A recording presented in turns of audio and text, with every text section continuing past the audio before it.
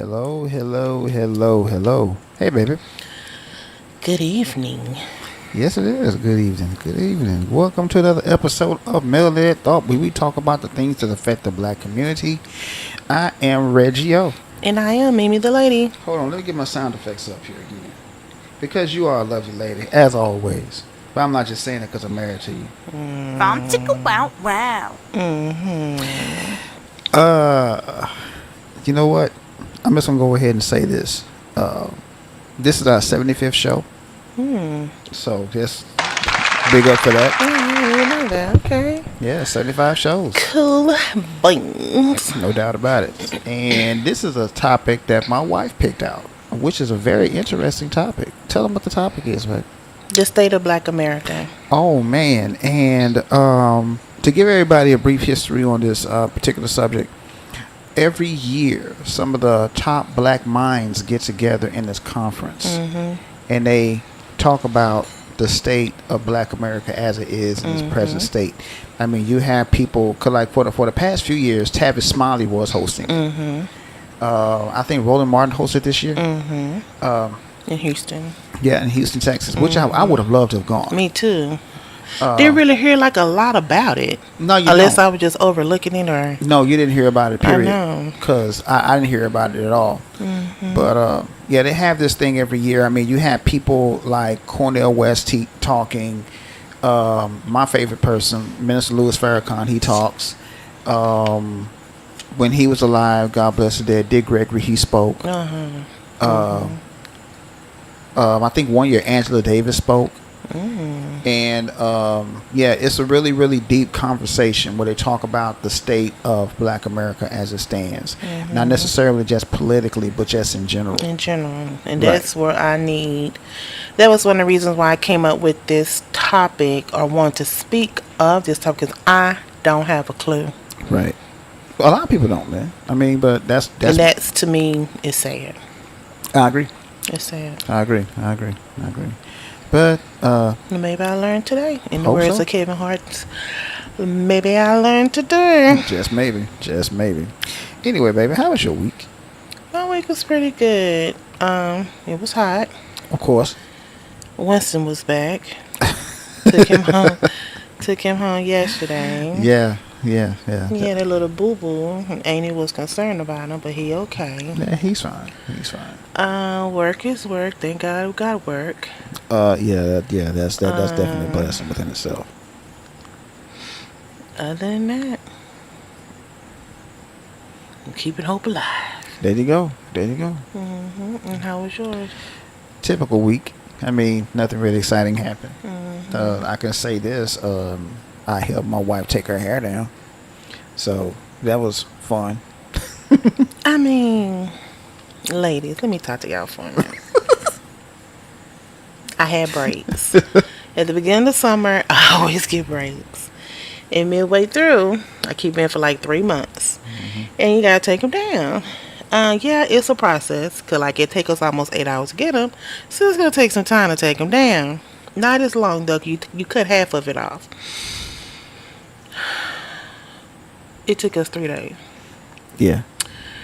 3 days to take down one head of braid. I'm not trying to be funny. Thank you. He was here to do it.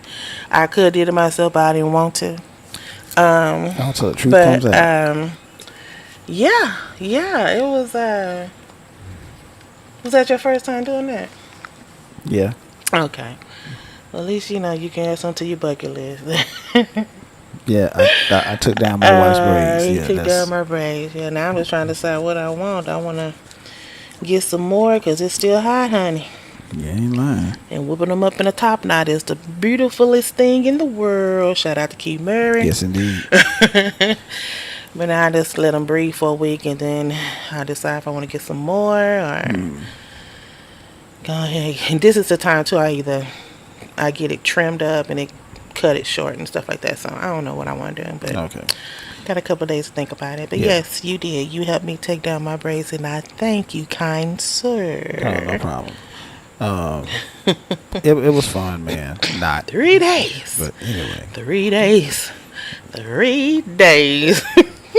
And was huffing and puffing the whole way. I even offered to sit on the floor. Man. This man here. So, ladies, if you ever had your husbands or your significant other, whoever helped you take it down, I'm pretty sure you understand. Yeah. But no, I thank you. Yeah. Yeah, and despite and just for the record, y'all, just for the record, she's talking about the whole 3-day thing. Yeah, it did take me 3 days, but guess what? She still loves me. No doubt. But See, there 3 you go. days. There you go. Well, maybe you know what? Let's just look at it like this. This was your first time, Right. and so maybe next time you know how to pace yourself and Pace yourself, nothing. make else. sure That's a you lot of have work. make sure you have the time and the energy. Okay, you made like you was out there picking cotton or something. I'm picking cotton. I'm like, oh Lord, is he picking cotton? I'm picking cotton, man. I was picking cotton. And while I'm thinking about it, this is a subject that I wanted to speak on real briefly. For those of you who've been living under a rock for the past couple of weeks, you know that the undisputed welterweight champion of the world is Terrence Crawford right about now. Let me go ahead and give him some props on that because he did his thing. And the main thing I want to talk about is the fact that social media has been ridiculing his girlfriend for being overweight. I got a problem with that. For the simple fact that if, let's just say hypothetically speaking, I all of a sudden get famous, I'm going to have my wife on my arm. Okay, plain and simple. And I don't give a damn what you say about me, but leave my wife. I'm a pull a Will Smith. Leave my wife's name out your fucking mouth. I Plain saw and simple. pictures of her. Yeah. They have 3 children. 6. 6 children. She Right. birthed 6 of his children. Yeah. I think she looks damn good to have birthed 6 children. Exactly. In the eye of the beholder, what you consider overweight, to me, she is not overweight. Yeah. You know, some people need to go and get a shovel and dig a hole in the backyard. Yeah. Put it in the hole like those. What duck does that? What bird does that? Ostrich. Put their head in the dirt like an ostrich. Cover it up somehow For real. and call it a day. I agree with you on that one, man. Because that was, I mean. I'm tired of these computer finger bullies. I agree with you on that one. I'm with you on that one. And Because, they don't have a picture. They have some kind of weird avatar. yeah. And they're the main ones talking shit about somebody. And I know people can have their own opinions. Yeah, that's their But that's opinion. not an opinion. That's judgmental. Yeah, very. And that man likes what he likes. Just Plain like I and tell simple. you know what you like. You like all this. I love all this. For sure. And I love you for loving all this. Exactly. So to each his own. There you go. You know, there is too much going on in this world to worry about this man. Of course, he do have a boxer's body, Right. which most people consider as being fine. Right. But he might look at her and think she's fine too. Exactly. That's why I look at my wife every day. 6 children and how many years later? Right. Come on. Period. They still together. She gave 6 children to this man. That's what he likes. Ain't nothing wrong with that. Y'all really need to get together. Some of y'all just need, and some of y'all probably look like burnt toast. Let's keep it real. I say burnt bacon, but yeah, you're right. No, burnt toast is different. Yeah, you got a point. Burnt toast, sometimes burnt bacon is not bad. They say that charcoal is good for the whiteness of your teeth. I suppose. I but just I just had to say something about that because like I said, let me look at her again. Hold on. because if I all of a sudden got famous and I'm gonna have my wife on my side no matter what, that's just it. Right there, it's an actor like that. Who is that actor who has he's real famous, real known, and he's supposed to be like a heartthrob. And his wife. And his wife is kind of, she's a thick madame. Yeah. She's a big girl. And he loves her to pieces. Yeah. You don't never hear him out here in these streets unless he playing these side chicks very well. Unless he Right. giving them some buku money, you don't never hear about him doing anything. Same thing I said about I named this right, but I forgot.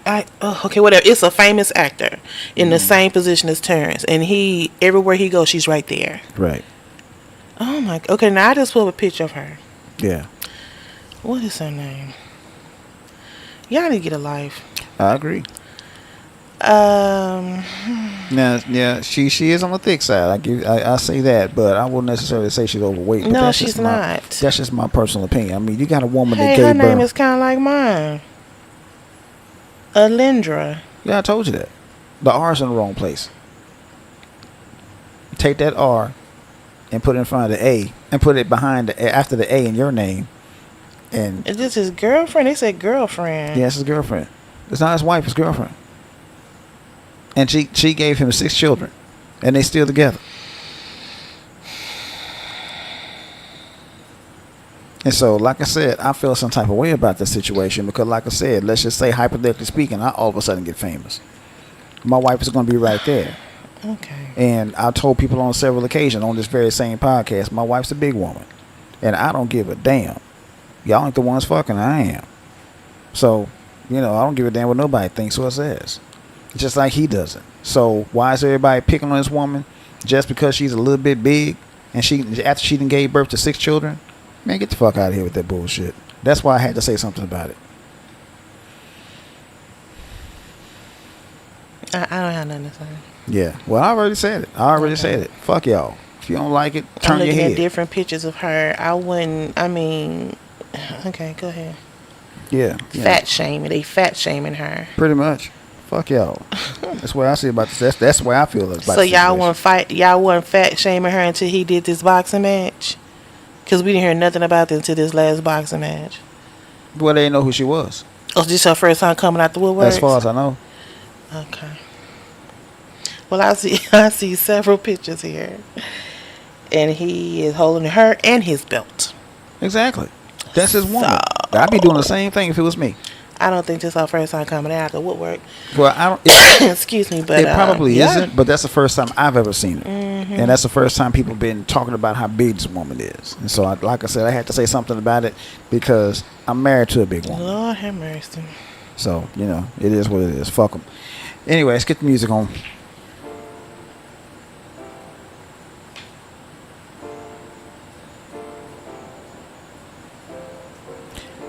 Okay. So, anyway, state of Black America.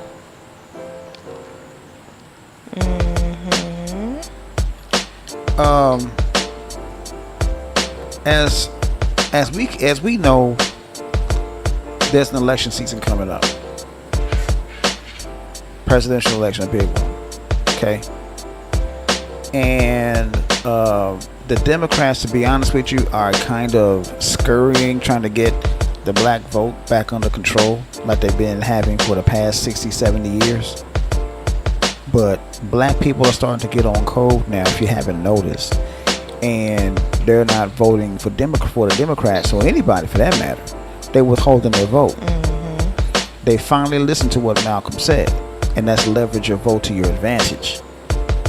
And right now the Democrats are in trouble because all of the benign neglect that's been going on, like I said, for the past 60, 70 years, black people are sick and tired of it right about now. Mm-hmm. The Democrats are starting to see that, especially since the talk of reparations is actually coming out and peeking his head out and gaining more steam and momentum. Because there's a lot of states right now, if you haven't noticed, babe, there's a lot of states that are approving reparations for descendants of African slaves here in the United States. Yeah, but it's a slow process. It's a slow I don't process. know why it's so but slow, because it should have been. It should have been done a long time ago. Yeah, and I mean, if they are talking about it, I don't know why they got to go through all so many different sessions and meetings about it. The Right. first meeting, it should have been a done deal. Right. They didn't go through that with the Ukrainians, now did they? They send them billions of dollars a month. Right. Literally, billions of dollars a month. Even now. So, anyway, it's a conundrum, man. So, we're going to talk about that and some other things as well as far as the state of Black America. What say you, babe? What's your opinion on it? I don't know. That's why I want to talk about it, because, at first I thought I thought we were doing okay, after Jim Crow days. I thought we was moving in a more positive direction. But with so much hate crime these days, so much trying to erase our history. Yeah, we'll get into that too. I'm a little concerned. Right. I'm a little concerned. It's like you treated us bad in the beginning. Right. We had some awesome, amazing civil rights leaders who said, hey, we're better than that. Let's take back some of what we are owed. Right. We did that. We marched, we sung, we prayed. Excuse me. And then I thought we was moving up in, like I said, after Jim Crow, and little things start opening up per se for black people. But then it's like now here we are in 2023, and they trying to take us back, and that's the part I'm having a hard time understanding. So it's like, what is the state of black American? Right. Okay. I see the confusion. I can understand it completely. And it's some of us too. It's just not them. It's some of us too. That's the problem. What I'm having is like, I'm still bothered. I need to say this part, and then we can just move on. I'm still bothered about Sukiana, whatever her name is. That has really we're gonna talk about that. Bothered me. We're gonna talk about that. And I hope somebody of an upper echelon has called that young woman, or sent her a tweet or something, or an email to meet in person with her, to let her know how degrading her actions were that day. We're gonna get into that. Yeah, we're gonna get into that. That's one of the things we're gonna get into. I'm not saying she's all because of it, but that was major. In a whole nother country acting a real royal ass about your ass. It's like, okay.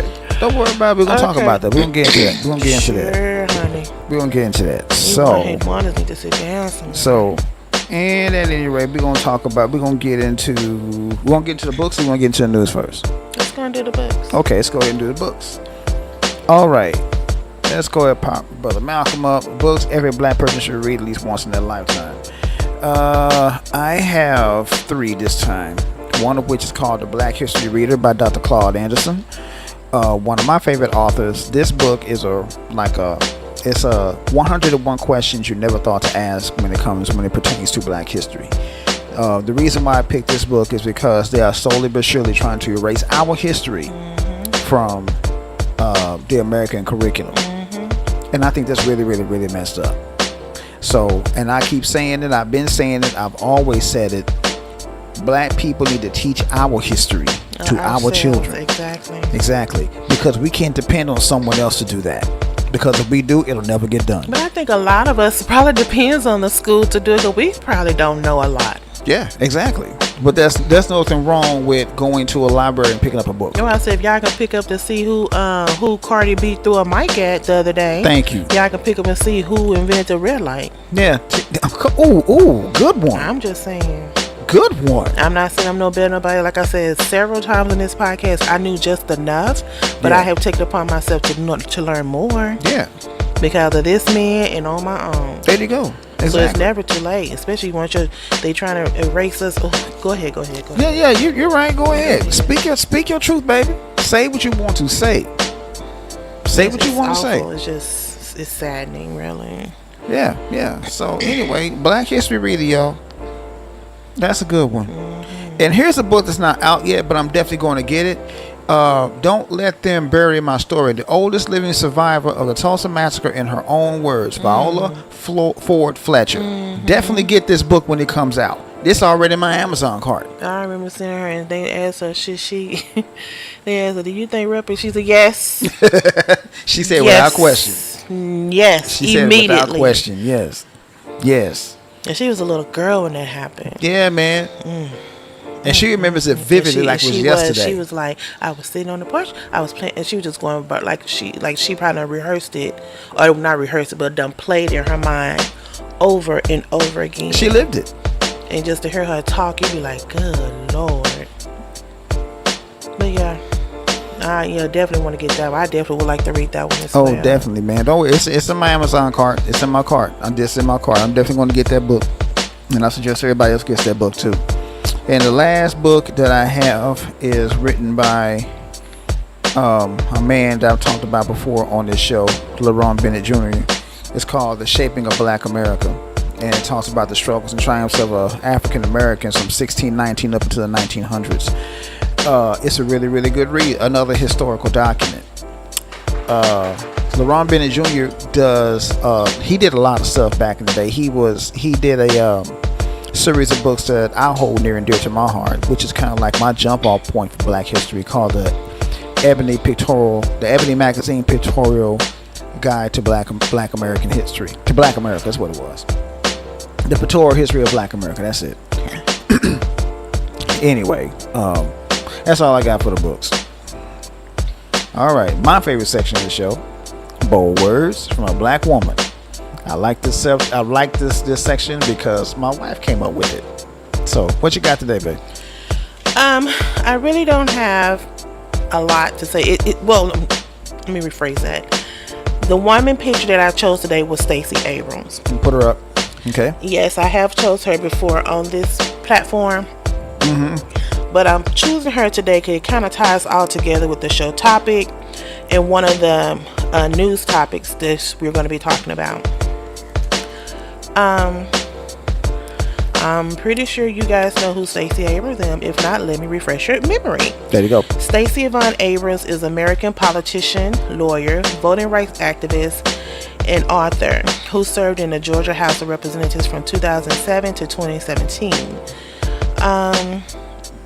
She served as a minority leader as well from 2011 to 2017. She ran for governor and was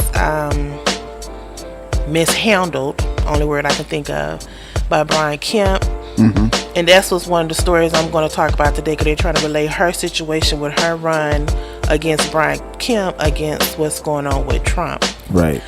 But as of right now, as of this past Wednesday, for a matter of fact, Abrams has been appointed at Howard University as their first chair for race and black politics. Oh, okay. So kudos to you, Miss Abrams. Keep fighting the fight. Keep going strong. Keep doing the damn thing. Because in my eyes, you are a black girl that rocks. Hey. So thank you for all your contributions and never giving up. All right. And as usual, every week we have the MPT news. Oh, wait, hold on. I have something else. That's why I said it was the reason why I brought her up, because in history, I always say something in history today. In history today, the act was signed into law on August 6, 1965 by President Lyndon Johnson. It outlawed the discriminatory voting practices adopted in many southern states after the Civil War, the literacy test that you had to take to vote. Now, I really don't understand. See, that's what I'm saying. That's one of the points I want to make today. This is why I want to talk about the state of Black America. Okay. Why we have to take a test to vote. Well, see, here's the thing about it. And here's a literacy test? Here's the funny part about that.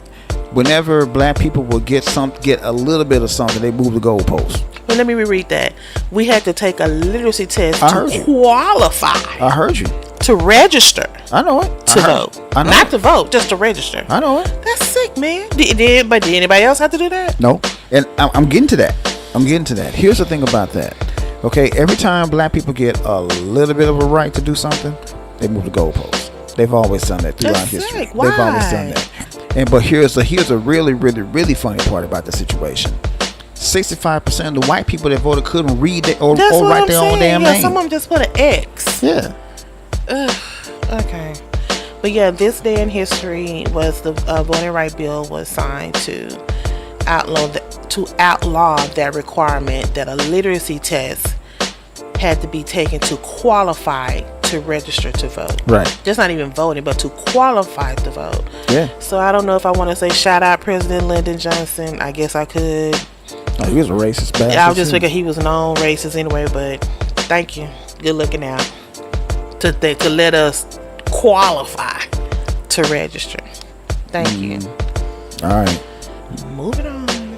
MPT news. Hold on. I love that. That's kind of tight.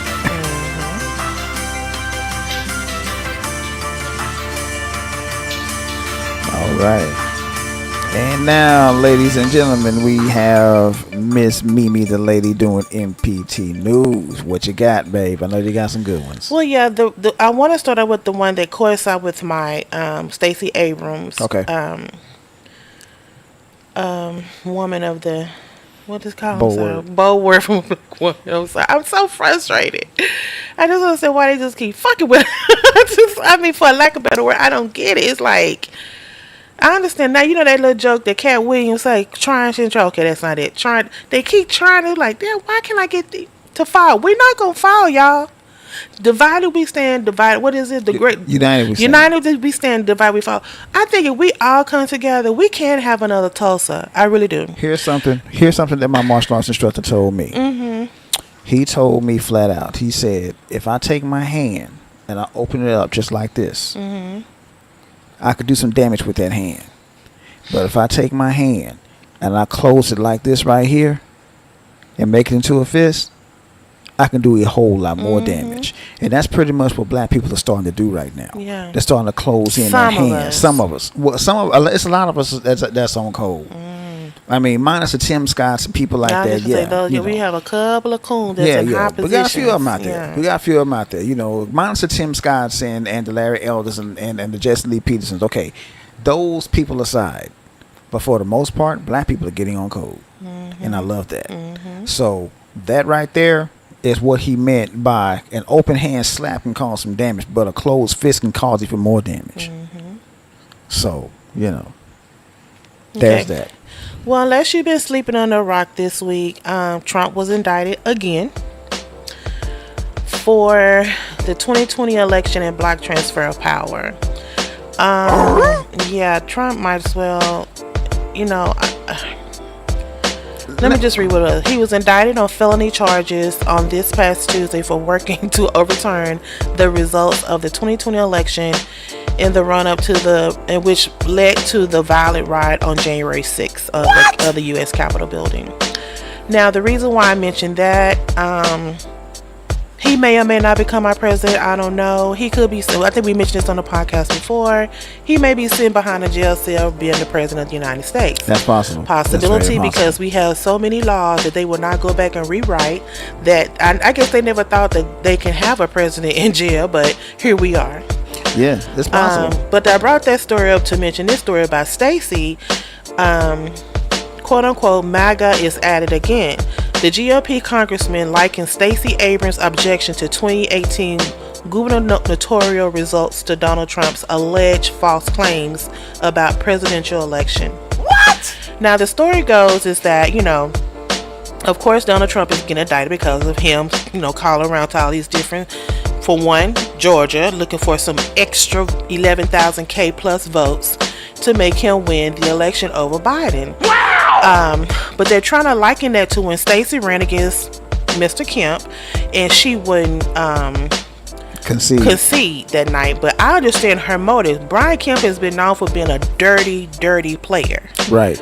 And so I will stand my ground just like she did as well, because they do have some states that come, you know, they count a little bit slower. Yes, and the results come in a little bit slower. Yeah. So of course I will stand my ground. Here's the deal about until that last vote come in. But they trying to compare what she did to what Trump did. And what heavens are you looking at? Here's the deal with that.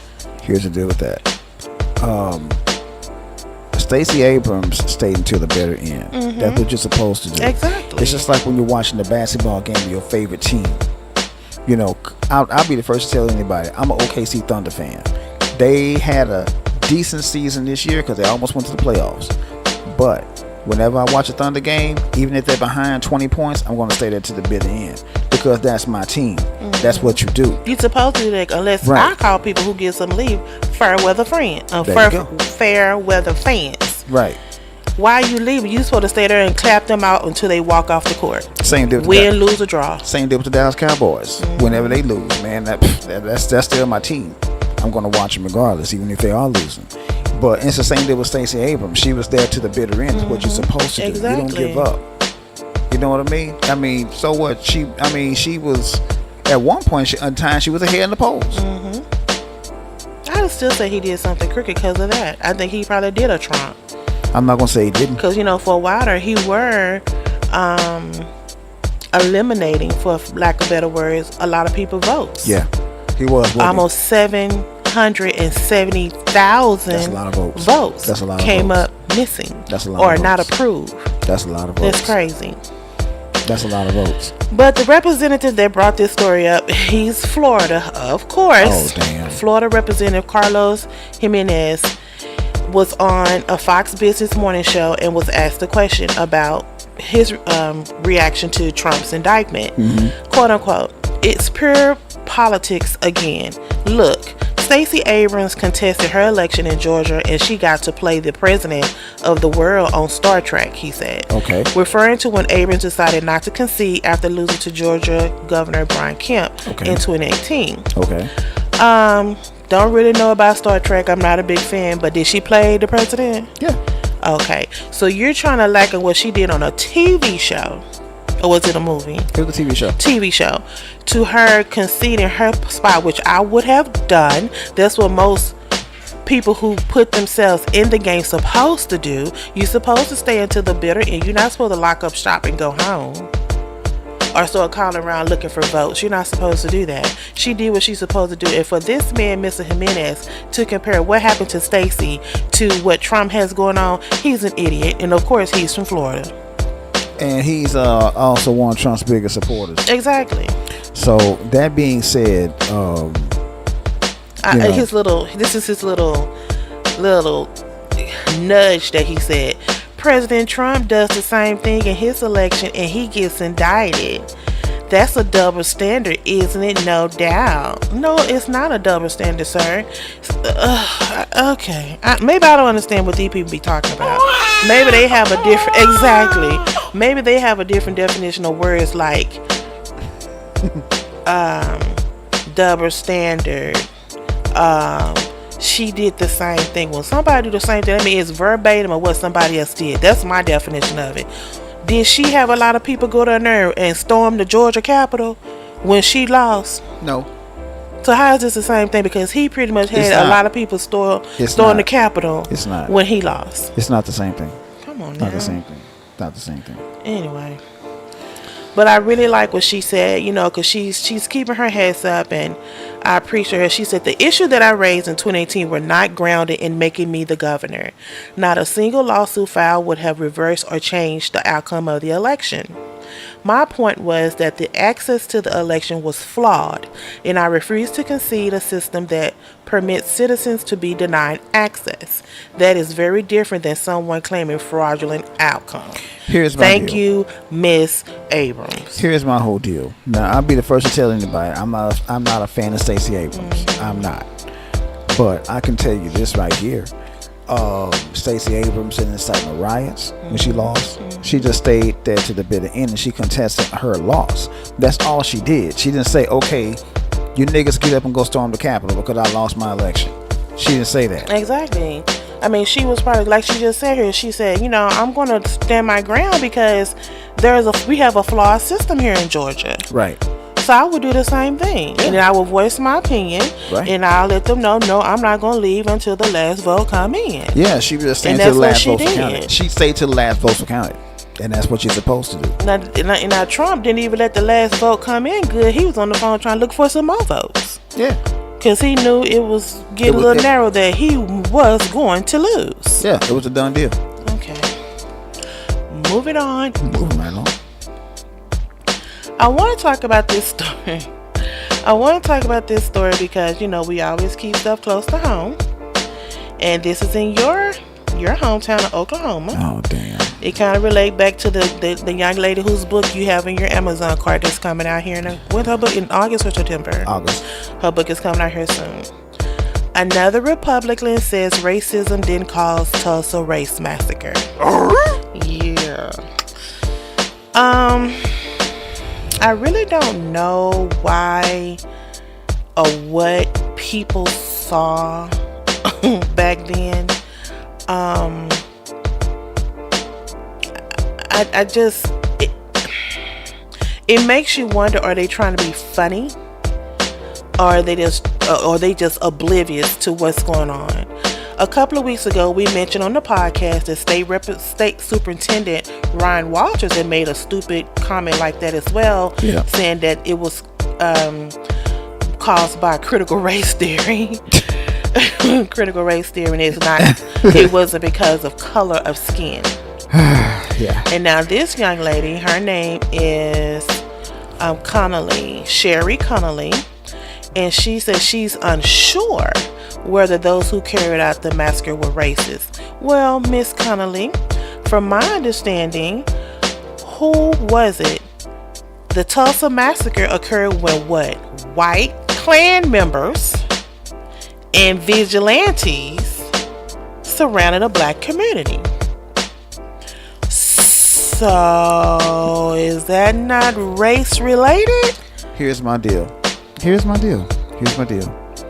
This is the reason why I have the section. Books every black person should read at least once in their lifetime. Okay, and that's why I have this book in here. Don't let them bury my story. That's why I have that book in here. Okay, so what's that heifer's name? Hold on, I know his last name Carrie. God, I missed it. Yeah, she's a Karen. Sherry Connolly. Okay, Miss Connolly. If you don't know, ask this lady right here. She'll tell you. Get her book. Get her a book. Put a little money. Better yet, you're in Oklahoma. Go to Tulsa. Find her. I'm quite sure you'll be able to find her with no problem. Okay, you find her and ask her who started that riot, because it wasn't black people. Ask her who burned Tulsa to the ground, and she'll tell you. Ask her who dropped bombs on her city where she grew up in, that she was born in. And a lot of people ought to know. I mean, come on, guys. Like, they try to take all this stuff out of the schools anyway, but I just feel like they still need to teach the truth. And the truth is, it was a race massacre. Yeah, it was race based, and I don't care what anybody says. I will argue that point with anybody. It was race based. That's why I'm wondering, what are they seeing? What video did they see? What pictures did they see? Talk to this lady who's still living. Maybe she can give you a better outcome, and maybe she'll change her mind, because right now I don't know if they are just, oblivious, and they're just trying to say that it's not race related. So if it's not race related, what could it be? Well, like I said, that just goes to show you the blatant ignorance of some people. It's racism. That's just kind of what it is. Yeah. I was trying to be nice about the situation, but you're right. It's racism. You're right. Call a spade a spade. Hello, hey. Okay. Moving on. Moving right along, people. A lesson learned. A black TikToker gets white teen troll fired after he commented, quote, "Get back in chains."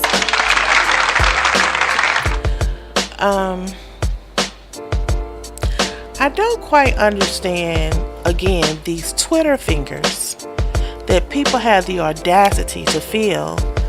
Well, you know what they do? That's why they do it. They said they can get caught. But this young man here, he took it to a whole nother level. And he found the Twitter finger and pretty much had him fired from his little internship at a fire department. Yeah. He DM'd the fire chief. He DM'd this young man, Dylan. DM'd his mom. They didn't want to give his last name because he's under 18. Right. And the young man's name is Andrew P. White, but he goes by P. Diddy.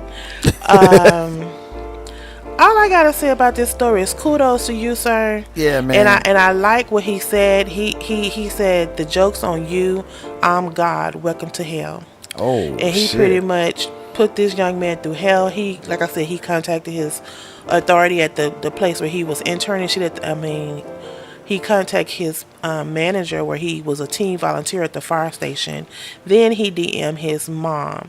Now, the fire station captain did contact Mr. Diddy and tell him they do not put up with that. He is so sorry. He would take the responsibility of the young boy being, for lack of better words, an idiot. And so a couple of days later, Dylan came back and apologized. I'm pretty sure they made him to. Hell yeah, and then a couple of days later, he came back and asked him, "Can you tell your followers to leave my station alone? My station don't have nothing to do with this." And then he came back a couple of days later and say, "Okay, great, I got fired." Here's the deal.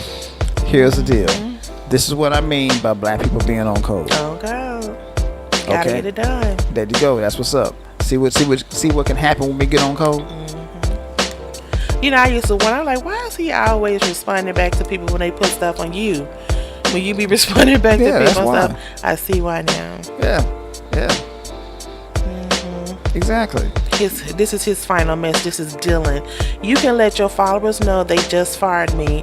I'm sorry. I learned my lesson. Do you really think he did? Hell no, the motherfucker didn't. The only reason why he's saying I'm sorry now is because he lost his job. That's the only reason why. Otherwise, he wouldn't have said I'm sorry. He would have kept doing it. Think about that for a second. Well, I bet he'll learn now that words matter and words hurt. You just can't say whatever you want to. People have friends who work behind the scenes and they can find your information you think can't nobody find. Thank you, IT personnel. I do this for a living. Exactly, Come on, that's man. what I'm saying. So why you think you getting away with something? Yeah, right. People have people in their corner. I do this for a living, people. I know what I'm. Hey, I can tell you right now, it can happen. It can happen. So it is what it is. Well, I want to talk about this story. I don't know how much you know about it, but about the black professor who wasn't hired because she got so much pushback from the conservatives at Texas A&M. Oh yeah, And now I heard she was about just that. awarded $1 million. I heard about that. I'm a little confused about the story because it's like, okay, if she got the pushback from the conservative, that means she wasn't hired. Right. Why did she get paid $100 million? It's like hush money, That's so she wouldn't cause a lawsuit. That's my guess. That's what I'm thinking. Too. That's my guess. I'm like, wait a minute, this don't make no sense. They said she didn't take the job because of the pushback from the conservative, and the next minute they talking about she was awarded $1 billion. So I'm like, it says Texas A&M would pay $1 million to black professor following botched hiring and internal review. Botched? It wasn't. Well, No. I don't think it was botched. I don't think it was botched Y'all at just all. pretty much said y'all don't want no. No, go ahead and say it. No black woman. First of all, she was a woman. No. No black person heading being a professor at your school or a department. That's how I read it and got from it. No, call it what it is, basically. They didn't want no niggas over there. Well, they just paid her $1 million. Okay. So kudos to you, ma'am. What's What's that old little saying? Spend it wisely. Now this story right here brought a little giggle to my spirit because it reminds me of my great grandmother. Because my great grandmother used to lay with she used to do this too. Quote unquote, she had it under her covers. Courageous 75-year-old Oakland woman fires .357 Magnum from bed, fending off armed intruders. That's what I'm talking about. That's what I'm talking about, Grandma. Right. Yeah, she buddy. was 75 years old. She was at home by herself and she heard some noises. So she pretty much just stayed in her room until they found her in her room. And once she heard them approaching her, she shot. She shot at them. And this is the part that makes me fuck. Like I said, my grandma used to do that too, but she had a shotgun. My grandma used to go to bed with a shotgun. They must be some teenagers or something because they shot back at her. They shot 17 to 20 times at her. And not one bullet hit her. That's what's up. Not one. They had bullets all around her wall and her nice everyone, but not one bullet hit her. That's what's So up. that's what I'm saying. What they call that, stand your ground. Man, Stand your ground. I ain't mad. I ain't mad. Like I said, Grandma. Hey, do your thing. Do your thing. I'm not mad at you. Control, Excuse me. Yeah. Yeah. I ain't mad at all. At all. I guess they're not gonna put her name. I mean, they did get away with some jewelry and some other valuables, but I bet they're gonna remember that shot. Hell yeah, they gonna remember that shot. They gonna know which house it is too. They gonna say, don't go in that house. I don't know. These kids, they just get it. Like I keep saying, I know we out here in hard times, people. I understand that. Right. But get a job. You're gonna end up getting shot and not gonna be able to recover from it because you're trying to break in somebody's house and steal. Let me say this real quick. That could have ended a whole lot worse than it did. So,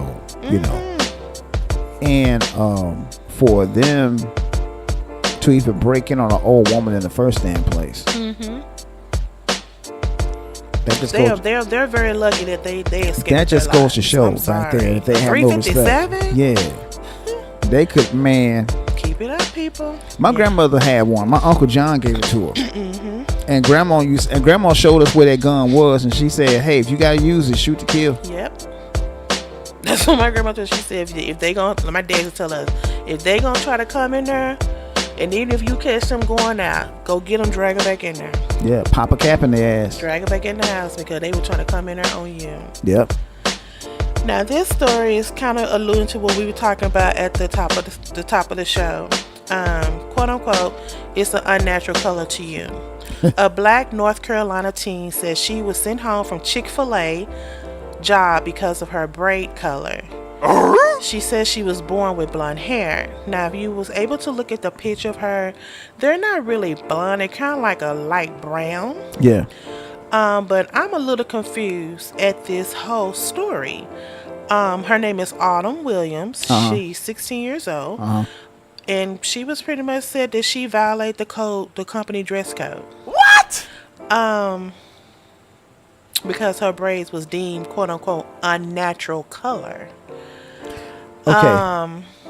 Now, here's my question.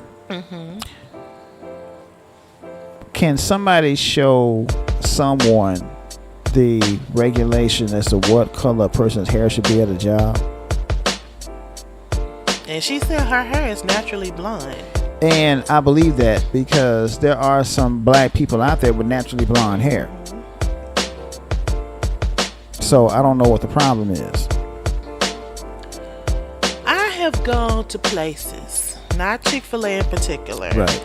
but I have gone to places where I've seen people with a whole head full of pink hair. Oh yeah. Now you know damn well Ain't nobody got no naturally ain't pink nobody hair. unless they're Barbie, and even Barbie don't have pink hair. I'm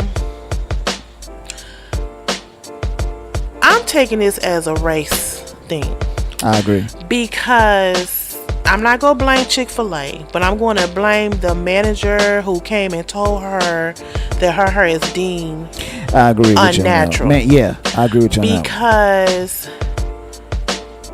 I've known and worked with some women, Caucasian women, who left work on a Friday a brunette And came back as a and blonde. came back Monday morning a bright bleached blonde. Yeah. Now, what's the difference? There is no difference. And this young lady did explain when she was in her training, this same manager that came to tell her to go home Yeah. did her training, her orientation, and she had that same color hair in her head. So why did he tell her that then? What the problem is, in the words of Ike Turner, what the problem is? But now the gag, in the words of Keke Palmer, now the gag is Chick-fil-A called her back and said there's nowhere in the handbook that says that, and says she was never, because she said she did quit. She said, I don't want to work somewhere where I don't feel I'm sorry, I'm having a brain freeze. Well, she said she didn't want to work there where she feels like they're going to judge her on her appearance. That's what she said. Yeah. But That's my Chick-fil-A sister. did call her back and say that she was never fired, which we already know. She said she quit, and that her job is still available.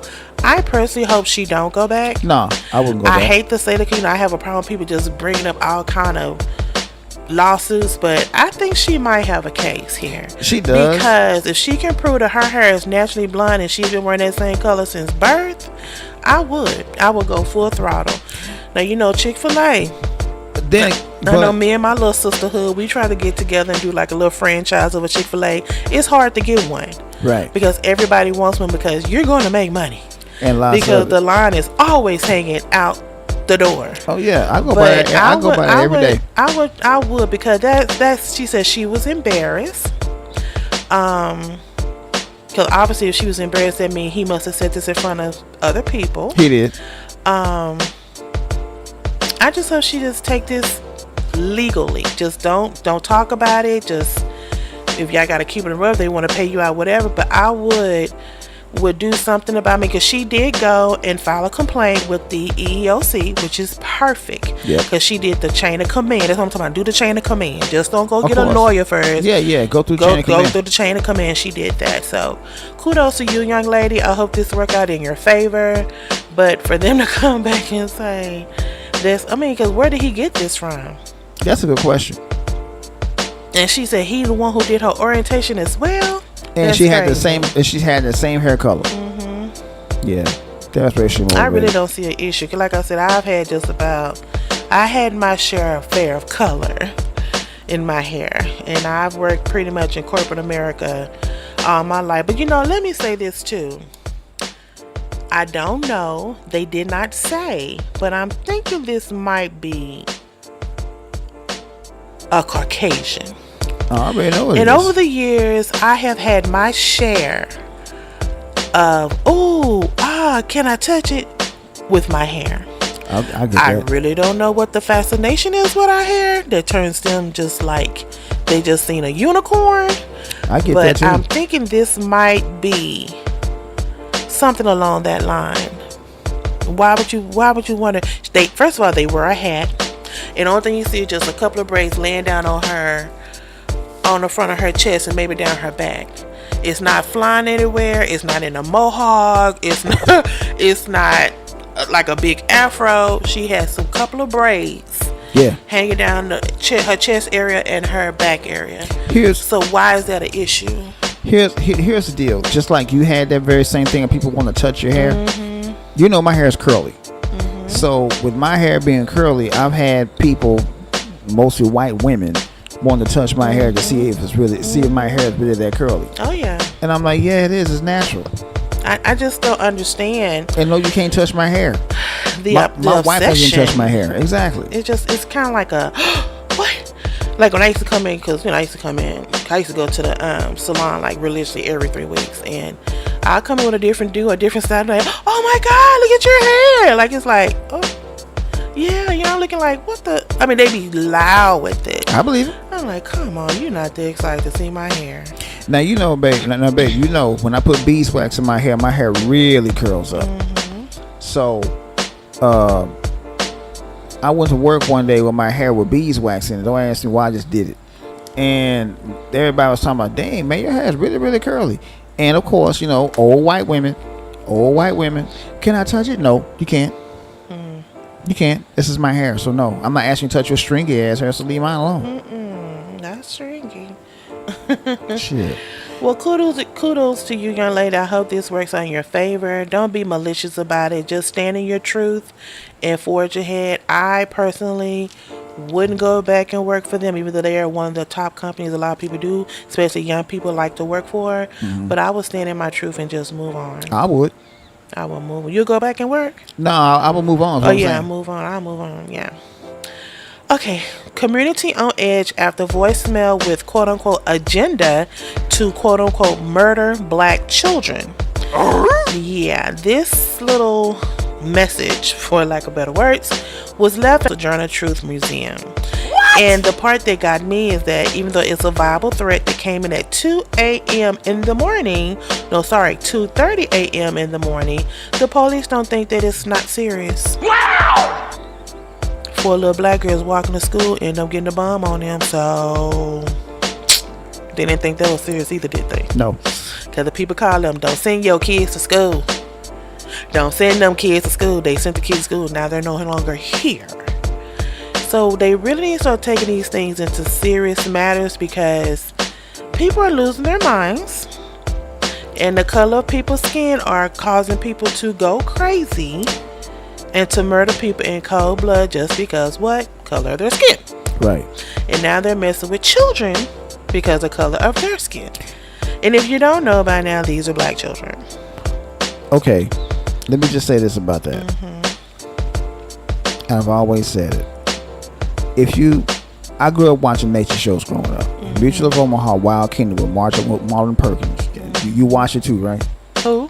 Mutual of Omaha's Wild Kingdom with Marlon Perkins. Come on now. Oh yeah, she did. But anyway, whenever they would show the lions and how they hunt in their habitats, their natural habitat and whatnot, the way a lion picks their prey is that they would always pick either someone that couldn't get away, or they pick a baby, a younger, the younger part of the herd, and they pounce on them. See, these were children that were killed, correct? Right. Well, they were threatened. They weren't killed. What they were threatened. What they were threatened. Okay. Well, children that were threatened. That's what these people do. They pick the weaker part of the herd and they threaten them. Okay. They would have done the same thing with a woman or an older black person. They don't threaten the warrior class, which is the males. They don't do that because they know what's getting ready to happen if you threaten them. Because I'm the kind of person, you gonna threaten me, you just threatening me. I want to see your face, because you can threaten me all day long. You know, a threat don't mean shit to me. All right, you gotta come with it. You gotta show and prove, because you ain't gonna show and prove and shut the f up. You got me? So that's what the problem is. That's what they do. They always go after the weaker sex, or the weaker target. In this case, it was children, and it should have taken it seriously. Yeah. Of course, the Black Lives Matter got it, is part of it. The Sacramento chapter is part of it, and they are saying, just don't take this lightly, because these are our babies. They're innocent. They have nothing to do with this. But for someone to take the time out, they probably were called from like a burner phone or something. Right.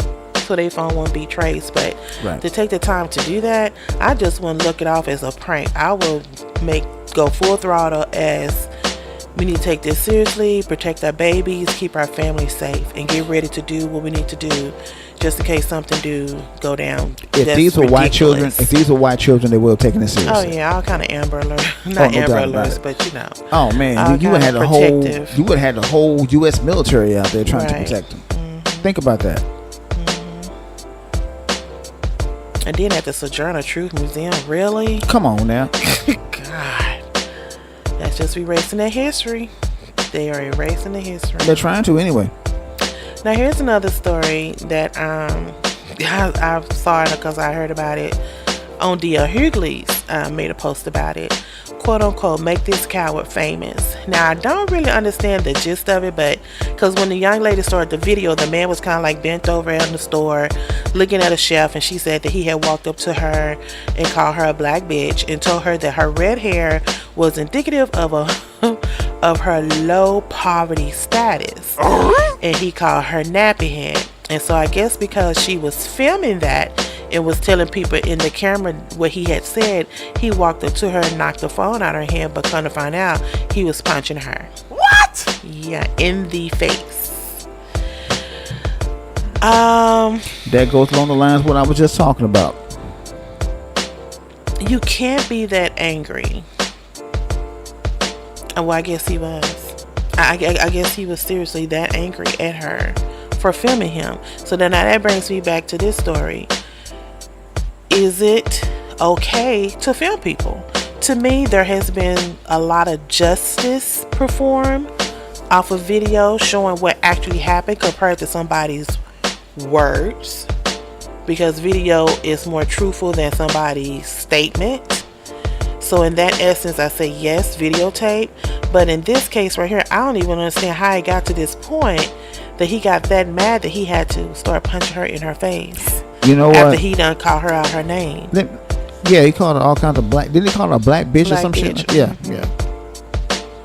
Yeah, because like when I heard this story, it came in my with the Twitter feed. I think it was my Twitter feed. Well, it's not Twitter anymore. It's called X now, thanks to Elon Musk. But anyway, they already done changed it? Oh yeah, the name has changed.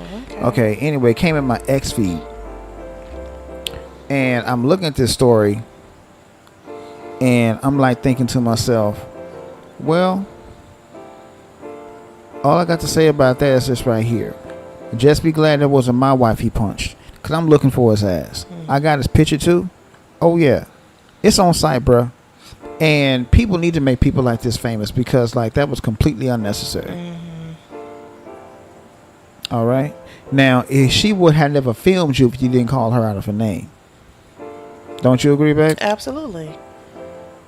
And that's what a lot of people do. I've seen a lot of people do that. You have to see a lot of Karens do that, But I guess he was just that angry, or maybe he couldn't find what he wanted on the shelf, and he took it out on her. I don't know. Well, I see that. But she said she was just standing in the aisle, and he walked up to her calling her black bitch. So it's like, did he have a chip on his shoulder? I mean, something. I mean, Because she make it seem like that's just how I was just standing here and he walked up to me and called me black. I'm like, so is that natural? Did y'all have words on another aisle? Did you take his parking space? Something had to have happened. If not, this man is a mental case. I'm thinking, this is what I'm thinking. I'm thinking that some words were exchanged. And he felt some type of way about the situation. And then when she started filming him, they kind of like put him over the top. No, he was already over talking. He called her that before she started filming. Okay. And then once she started filming, she reiterated what he said. Okay. And by her reiterating what he said on film, then that's when he punched her. Okay. Well, okay. That's what I meant. But anyway, with him going over the top like that and calling all kinds of black bitches and then socking a woman like she's a grown ass man, he wasn't done a man like that. But the reason why I'm saying I'm a little confused in this story because some of the comments was brutal. They was on his side. Of course. They was like, well, that should teach you stop filming people. What? Hold on. Yeah. I could. Yeah, you're right. There were some people out there that were actually on his side. Most of them were white. I'm like, wow. You can clearly see him lunge toward her. A woman. And you're just going to say, well, that should tell you don't film people. Now I can understand I could kind of sort of see if the woman put hands on him. Right. I can kind of sort of see that, but even then I'd be kind of leery of that situation because like no man should ever hit a woman. And even when she was explaining what he had said to her, she never was disrespectful. She never called him out. I like it with me. I probably like, let me tell you what this white mother. I probably would start off like that. Yeah, you would have. But she didn't. She was semi-respectful. She never did anything. She didn't walk up on him. She didn't be like hollering and cussing and work, none of that. So it's like I'm a little confused on this story, but whatever happens, I hope she get just because that's uncalled for. That is very much uncalled for. I agree with you on that. Okay, now this story right here is so crazy. I don't even know what is. I forgot to mention last month was National Minority Mental Health Month. Yeah. But even though it's minority, I think you take that minority out and just say mental health because this story right here has mental health wrote all on it. What is it? Unlike the other one, this one is number one today on this part. Yeah. Okay. Quote unquote, no room in civilized society for violent threats. A Kentucky woman sentenced to 9 years in federal prison for sending letters with the N-word and bullets in it to her neighbors. Her name is Suzanne Kraft. She's 55. She's from Louisville, Kentucky. That's where Muhammad Ali is from. For those of you who don't know. Oh Lord. She will spend the next decade in the American justice system after spray painting the N-word on her neighbor's driveway and the swastika, and also sending them hateful letters with bullets in them just because the color of their skin. Okay. Okay. This black skin is some tough shit, but baby, this black skin is making people go nuts. Let me say this real quick. Let me say this real quick. Let me ask you a question, baby. What do I always say? What's the one thing worse than a racist white man? A racist white woman. Now, have I been wrong yet? No, because when I say they go hard in the paint, they worse than Steph Curry, honey. They go hard in the paint. I'm like, what's the bullets for? Oh, that means people put a bullet on your car. That's a warning. Yeah. So I guess that was a warning. That was a warning for okay. You don't get your bitch ass out of here with that bullet. Okay, now this is the part here that kind of got me because she's also has threatened her child while he was on his bike and told him that she will run him slap over. OMG. I just hold on. Let me see if I can find a cuckoo sound effect. Hold on. Oh Lordy, hold on. But man, let me just say this. But now this is the key right here. The family has, like I said, they always do the prayer. They always tell you, well, you need to follow the chain of command. You need to do it this way. So the family did. They were granted a no contact order against her.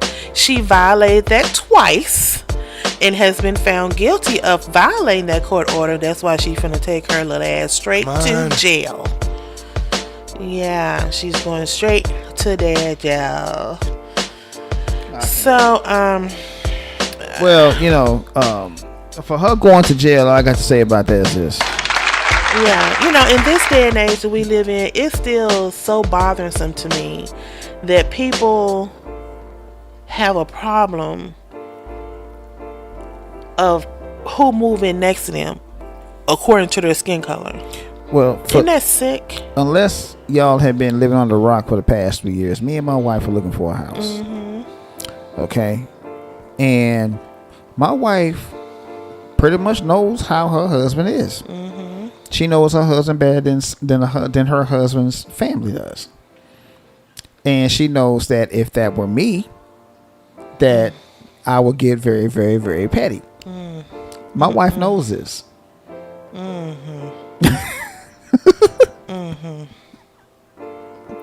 Lord help us. So for a racist white woman to come up to my house, give me bullets, and give me racist letters, and paint swastikas and nigger and all kind of things like that. And like I tell people, these cameras, they catching it all. They catching and that's everything. How they knew it was her. They catching everything. Exactly. They knew it was her because she was doing that shit. Now, again, if that was me, I'm setting fire to your car tires. But that's just me. I'm petty. I'm sorry. You supposed to follow the chain of command when somebody's harassing you. Oh, I follow the chain of command. Man, it say nothing about setting nobody's tires on fire. Oh, it don't? No. Oh, okay. No, it don't. I'm sorry. Lord. I'm sorry. Help us. But yeah, I'm a little disturbed. But you know what? I don't want to see nobody go to jail. But your ass don't wrote a check that it can't cash. There you go. So you just gonna sit up in jail. Well, they call that ass betting where I come from, because you betting your ass, and she betted her ass, and that's what happened. Now this next story is near and dear to my heart. Must be a good one. As you guys have said before, my co-host here, my husband, has made it clear that, he called me a big woman, I call myself a plus size woman. Tomato. But unless you've been living a rock these last couple of days, there's a very hurtful story out about Lizzo. Oh Lord, here we go. I have gave Lizzo many props on this show. Right. Because I am just in awe of her. Yeah. First of all, her stamina. Second of all, her beauty. Third of all, her way to take something negative and switch it to a positive. But then later on down, if you listen to some of the shows, you can hear me say, I think she has a mental issue as well. Because she'll be one day pumping us up, making us feel good. Don't worry about it. Live your truth. You are who you are. You are beautiful. God is love. Then that next day, or maybe 3 or 4 hours later, she's crying, asking people to stop talking about her. I'm like, okay, now wait a minute. Either you're going to be comfortable in your skin, or you're going to let the cyber bullies take you down. Okay, but before you get to your story, let me say this. Now, I think Lizzo is hella talented. No doubt about it. And I think she's a gorgeous woman. Very. No disrespect to my wife, but no, very. I say this to you. Very. But the only problem I have with Lizzo is the fact that every time you turn around, she got an ass all up in the air. That's my only problem. I mean, whoever her people are need to tell her to stop putting her ass in the air. Everybody don't want to see that, sister.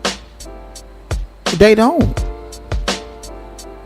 I mean, every time you turn around, she twerking, her ass is out, or something. It's always something, and that's not cool. So, and see, with me, I thought that was just her living in her truth. If she wanted to, because don't nobody say nothing about Meg Thee Stallion doing it. I don't like it when she does it. And I'm thinking, so she's living in her moment just like Meg is. But then when people talk about her, she come back crying. No, either you gonna do it and leave it alone. Why you come back crying? Right, exactly. If you gonna don't cry about it. If you gonna put yourself out there, expect to get talked about. Plain and simple. Because Meg Thee Stallion gets talked about, and not always positive. Trust me. Okay, so the story this week came out that 3 former dancers have filed a lawsuit against Lizzo, accusing her of sexual harassment, fat shaming, and creating a hostile work environment. What? I don't really know how to take this, because if that is true, isn't that the pot calling the kettle black? Yep. But then again, the stories don't sound right, because one of the girls came it's 2 girls who came for it the first time. The third girl came after she had said, well, I had quit a year ago and I just didn't feel okay. So if you quit a year ago, why didn't you file suit? So maybe she was scared, so she was waiting to see if anybody else was going to do it. So since she seen these 2 ladies come forward, she decided to get on the bandwagon. Okay, not a problem. But another one, Lizzo has a show, a reality show about becoming one of her dancers. Right. So if this happened to you a year ago, but you tried out to be on that show after the fact, so which one is it? Now, if you don't know the accusations, they saying that she fat shamed one of the girls, told her she was gaining weight, and she said that's why she was fired. Another girl says that, they all feel like they're in a family, but when push come to shove, you still got to realize that Lizzo is their boss. And there is so much that they can do or say. So when she asked them to do something, they felt entitled to do it because she were their boss and they thought they might get fired. Now, the thing came up because, she's overseas in Amsterdam. In one of these particular clubs where you can go in, everybody is freaky, nasty, naked. You can eat a banana out of the lady's woo-ha. Okay. Lizzo wanted her dancers to go up there and touch the lady breast and eat the banana out her woo-ha. WTF? Now, let me tell you something. I have strong convictions about a lot of things. And I think I have morals that I feel that I have lived up to for these past 51 years of my life. If I don't want to eat no banana, no woo-ha, I'm not going to do it. If that's my conviction and who I am, and I say, no, that's not me, well, I'm going to have to tell Miss Lizzo, I'm going to call her tonight. I'm finna go on her to my bed and go to bed. If she have a problem with me and call me in her office the next day and fire me, I'm packing my bag, first thing smoking, back to the United States. Let me say this real quick. And this is why I have a problem with this story real quick. If there's something that you really don't want to do, don't do it. Exactly. Stand in your conviction. Plain and simple. Because I'm just going to be honest with you. Well, I might, some people might think that this might be a little bit inappropriate when I say it, but I'm going to go ahead and say it. The only person that's going to get that kind of treatment from me is my co-host. Damn right. Better be. Plain and simple. I'm not going to do that. And if somebody get it, somebody got to call me and tell me. Because it shouldn't be like that. Exactly. But oh my god. But again, man, I mean, if but okay, go ahead. I mean, it's weird to me because, like, if you really didn't want to do that, you would have said, "Nah, exactly." I'm good. So that's why I have a problem with it. You're an adult. Last time I checked, if you are an adult, there's not another thing that another adult can make you do that you really don't want to do. Plain and simple. How do you pressure someone to touch somebody's naked body? How do you pressure someone to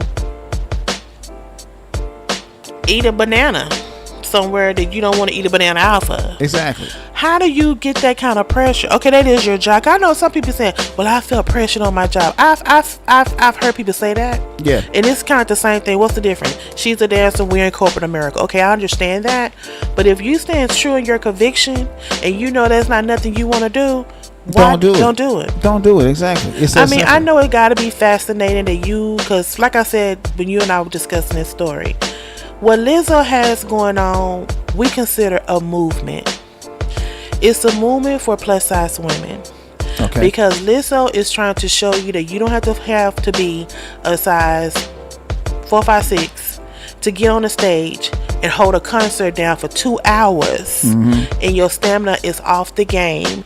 You're singing like your record. You're sounding like your record. You're not breathing hard. You're not out of breath, and you're playing a flute. So just for that alone is amazing to me. These are my opinions. Yeah, I agree. And like I said, she's done so much for the city of Houston. It's crazy. But like I said, I still have my about her, because when she do all these amazing things, just because a couple of people make comments, she comes on the Twitter or the TikToker crying and begging people not to talk about her. Baby, they talked about Jesus. So what makes you think they're not gonna talk about you? So other than that, like I said, if this story is true, I'm gonna try not to be judgmental, because hey, we all got a little freak in us. And if that's what Lizzo want to do, that's what Lizzo do. But you shouldn't pressure your dancers into doing this. I agree. And then I look at it from another fact. It's like, is this a money game? I think it's a money grab. I mean, because Personally, I like think it's a one money of them grab. been gone a year or two, That's why I say it's a money grab. and then the other ones, and then she said, I even went to them and told them why I was gaining weight, because I have a eating disorder. And I looked at some of her old pictures. She didn't go like from a size 2 to a size 22. She just looked like maybe 10, 15 pounds more heavier. Okay. I mean, so I don't like I said, that's why I said, is this the pot calling the kettle black? Because Lizzo ain't exactly a size 3 a I'm damn gonna say, self. 'cause that's what I'm saying. So if I'm just saying, borrow man. this, I'm gonna borrow this from Shula King, the comedian Shula. What's his name? Shula King. If Lizzo calls somebody fat, you fat. Because Lizzo is not no small spoon in the drawer. You know what I'm saying? No, she sure ain't. So it's like, hey. And like I said, I thought that was very remarkable, because all her dancers are plus size women. Right. And they're holding their own. So I'm like, I just can't see her call somebody, you getting too fat. Huh? You said what now? Look at the size of your drawers. Yes, what I'm saying. I thought, what? Shit, Yeah, that's what I would have said. Look at the size of your drawers. Hopefully the truth will come out. But let me allegedly, I gotta say that, because Lizzo has dropped a statement saying that all these accusations are false. Of course. These ladies are pretty much bitter because they will let go of her tour. So Well, I'm on the fence I don't about this know. situation. I'm being real. I'm just on the fence about it. And the reason why I'm on the fence about it is because unless we were a fly on the wall, we won't know the truth. Unless if somebody it comes up. out true, I'm gonna have to raise my eyebrow. Miss Liz will be like, "You call somebody fat?" Hold on, you call who you? Yeah, but I heard that. I hate using the word fat. So a plus size woman is calling somebody overweight. Okay. All right, but moving on. This last story is gonna tie us into to today's topic because it is hilarious. Lay it on me. Trump supporter wearing blackface goes on a rant in Target and Starbucks. Hold on, babe. Before you get started, is this the one with the white lady who put the black magic mark on her face? No, this not on matter. She had on blackface makeup. Blackface makeup. Okay. I A thought woman it looked like wearing magic marker. blackface went on an anti-LGBTQ and pro-Trump rant at a Target store and a Starbucks store in Colorado. WTF. Her name is Azarella Campbell.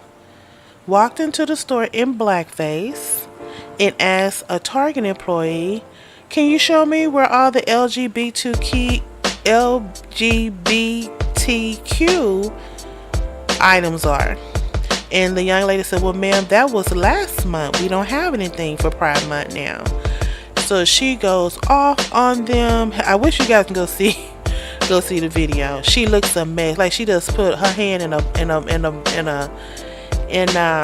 it looks like frosting that you put on top of a cake to me. Lord. But obviously it was some kind of dark makeup that she put on her face. And where I'm having a hard time is they're claiming this as mental illness. That's not mental illness. That's just a racist ass white woman. Now, mind you, the woman had blackface. I'm sorry. The woman had blackface. She went into the Target. She had all these Trump stickers on her clothes and over her chest. And then she just gonna bust out and say, Trump is coming. Okay. Okay. She used to work at the post office. She got fired. She went back up there in blackface trying to get her job back. Oh, Lord. You know what? Maybe this is mental illness. No, that's just stupidity. Maybe this is mental illness because... No, baby. And even the post office said they didn't want her back up there. They put a trespassing sign up there, and they said if anybody see her on the premises, they need to call the post inspection service if she showed up to get her arrested. Her family was contacted and they gave an interview. They said that they think she's going through something because she did lose her job and she just been dealing with a lot of issues lately. Well, she made an allusion, if I'm not mistaken, she made a comparison to one of the actors who used to come around in whiteface. I don't know any actors who came around in whiteface. I can't think of any. Unless they would dress up as a clown.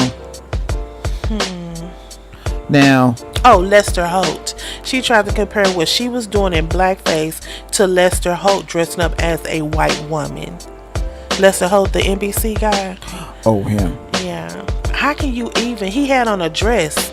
That's not the same. Not a whole white face, ma'am. You had on a black face, and most of the time, everybody know blackface is derogatory. Very much so. It was derogatory when they were doing it. It was derogatory in the 20s, and they were doing it in those vaudeville shows. This is why I want to know the state of Black America. Now, if we was in that store,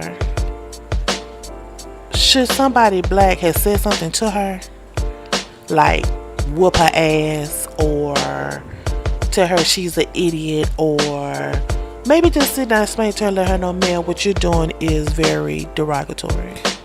I am just going to be 100% honest with you. If that were me, or that was us in that store, personally, I probably would have ignored her, because if you pay her any kind of attention, that just adds fuel to the fire. You get what I'm saying? But aren't we tired of this though? I agree with you on that. 100%. They say nigga like they saying good morning. Exactly. They wear a blackface thinking it's quote unquote something cute, I guess, or something. Some people say, "Oh, I didn't know it was demeaning," or some people do it to be demeaning. They do a lot of faulty shit that people everywhere should know is very mean-spirited, right, for black culture. They don't care. So when are we going to stop ignoring this? Like I said in the podcast before, let's not give the word nigger any fuel. Okay. When they say, be like, okay. But then now I'm like, should we say okay? No. I mean, should we say Now that you said that, that's got me rethinking what I just stated. Mm-hmm. I probably wouldn't ignore it, because I'm petty. So King Petty would have came out and told her about herself. Yeah. Or made her fall down the aisle or something like that. I probably would have been going behind her talking about, girl, you look good in that black makeup. Go get you some red lipstick and put on you like a real baboon's ass. Come on now. So you shouldn't have to, what they say, lower your standards. because somebody else is acting buffoonery. But sometimes you just want to just gut punch him, let you know what you I'm doing sorry. ain't cute. I'm sorry. I'm too petty. Who you hurting? You hurting yourself. You look like an asshole. I'm too petty. I'm too petty. But you know. I don't get it. I don't know. I just wish I would just. Maybe she been drinking. No. So why would you come in blackface? Where were you going? Maybe she had on a face mask and didn't know she had it on. Because some of those face masks are like brownish color. No. Well, if this is mental, I hope she get the help she needs. Because she gonna walk into the wrong store and the wrong person gonna be in there and they gonna let her know just what that blackface means. Like I said, the one thing worse than a racist white man is what, baby? No, racist black woman, white woman, and they are really coming full throttle with it. And just be looking like, what? What did I do? Yeah. You finna get your head knocked off if you. I'm trying to put you up on game, lady. Trying to tell. You trying to pull your coat? In the words of the color purple, I'm trying to tell you something. You're not listening, ma'am. But anyway, those are all the MTP news. Oh man, them were some good ones. Okay, let's get back to the subject, man. The state of Black America. And like I said earlier, after the dismantling of the Jim Crow era, we call ourselves having a little freedom, once the civil rights movement began, and we saw, even then, during the civil rights movement, there were so many violent antidotes, even then, like with white supremacy and KKK, and go to the back of the store to shop, or bow your head down when a white person walk by. You walk in the street, let them have the sidewalk. Yeah, it was all kinds of things. But they wouldn't really just be like real blatant with it. It'd be kind of like what they call under the covers. Yeah. But now here, and I mean him, these last 10 years. Yeah. I say 6 years. No, I say longer than that. I'm not gonna blame this on Trump. You can no. But ever since he got in office, I mean, it was slowly ticking up, But since he got, like they don't say, you know what? It's hot on this sheet, and it's just full throttle. People don't try to hide themselves anymore. They say whatever they want to say to you in your face. In your mailbox with letters and bullets in them, putting it on your cars, on your yard, talking crazy to your children. It's like it's not a secret anymore. To how some people feel about the black culture. Yeah. And the reason why I want to talk about this, because I'm still having a hard time understanding how someone can have so much hatred, for lack of better words, because of what your color of your skin is. Right. So I read, I listen to, I think about what is going on in that person's headspace, mind, or whatever, to just look at me, who is a very nice caramel brown, Yeah, buddy. and say, I don't like that fat bitch. See, I got two, I'm fat and caramel brown, you know what I'm saying? So, I'm gonna put myself on this pedestal for a minute. Okay. I'm three things. I'm caramel brown, I'm fat, and I'm educated. So that's a triple negative. You left one out. Cute. Yeah, I'm kind of cute, ain't I? Oh, no doubt. In my own little way. I think so. Oh, Thank you yeah. so much. I do my best. But I just don't see how you can look at someone and what you're doing is judging them because you don't know them. No, you don't. You probably don't even know that person's name and you never spoke to them a day in your life. But you're looking at what they have, what they've done, what they've accomplished, and made a judgment call where you just don't like them. And I used to tell my sister this all the time. It bothers me when somebody like, I don't like her. Why you don't like him? I don't know, I just don't. you have to have a reason why you don't like someone. If not, that makes you look like an asshole.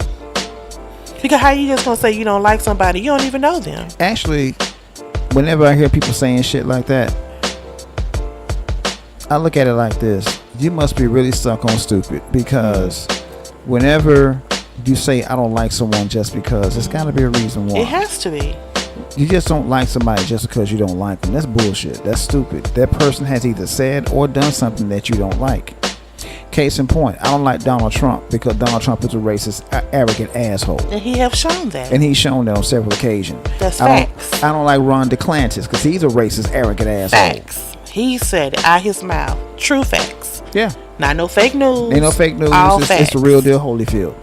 I don't like Candace Owens because she's a ass kissing coon. Facts. Her ass print is on her lips on a whole bunch of white asses. A whole lot of white ass. Yes. Facts. Yeah, exactly. And don't get me started on Tim Scott. I could go on for days about him. But anyway, you don't like somebody just because. That's dumb. And hating someone just because of their ethnic background or because of their racial background, that's also stupid. Yeah. Because I'm just gonna be honest with you. There's some white folks out there I don't like. There's some black people out there I don't like. Mm-hmm. It's not because of their race, it's because of their actions. Okay? But for some reason, when it comes down to us, and by us I mean foundational black Americans, people don't like us just because we're foundational black Americans. And what's getting me is like the ideology of them coming into our neighborhoods every day now. It's like every day. Right.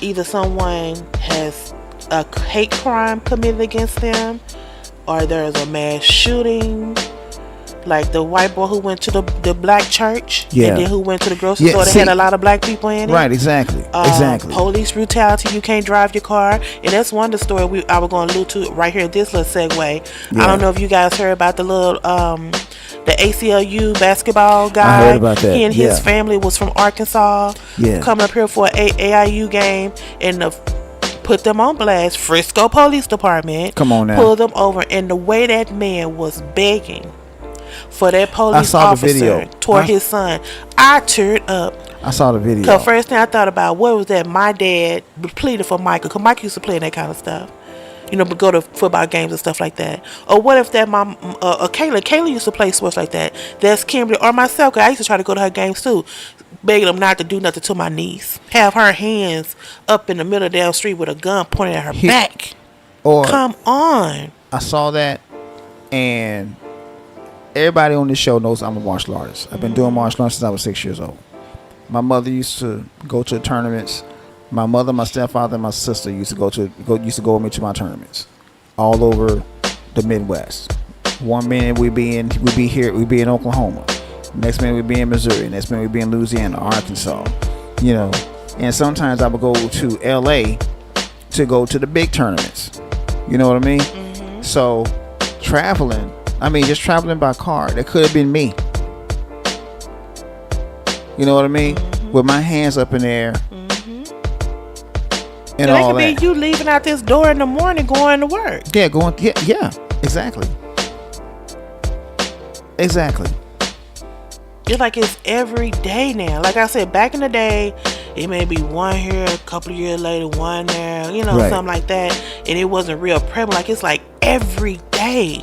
Yeah. And then they kill you because they see you looking in an empty house, or try to chase you down and shoot you because they still trying to protect the house. The house is empty. Or they shoot you because you're outside at night. Can I not be outside at night? Is this a sundown town or something? Yeah.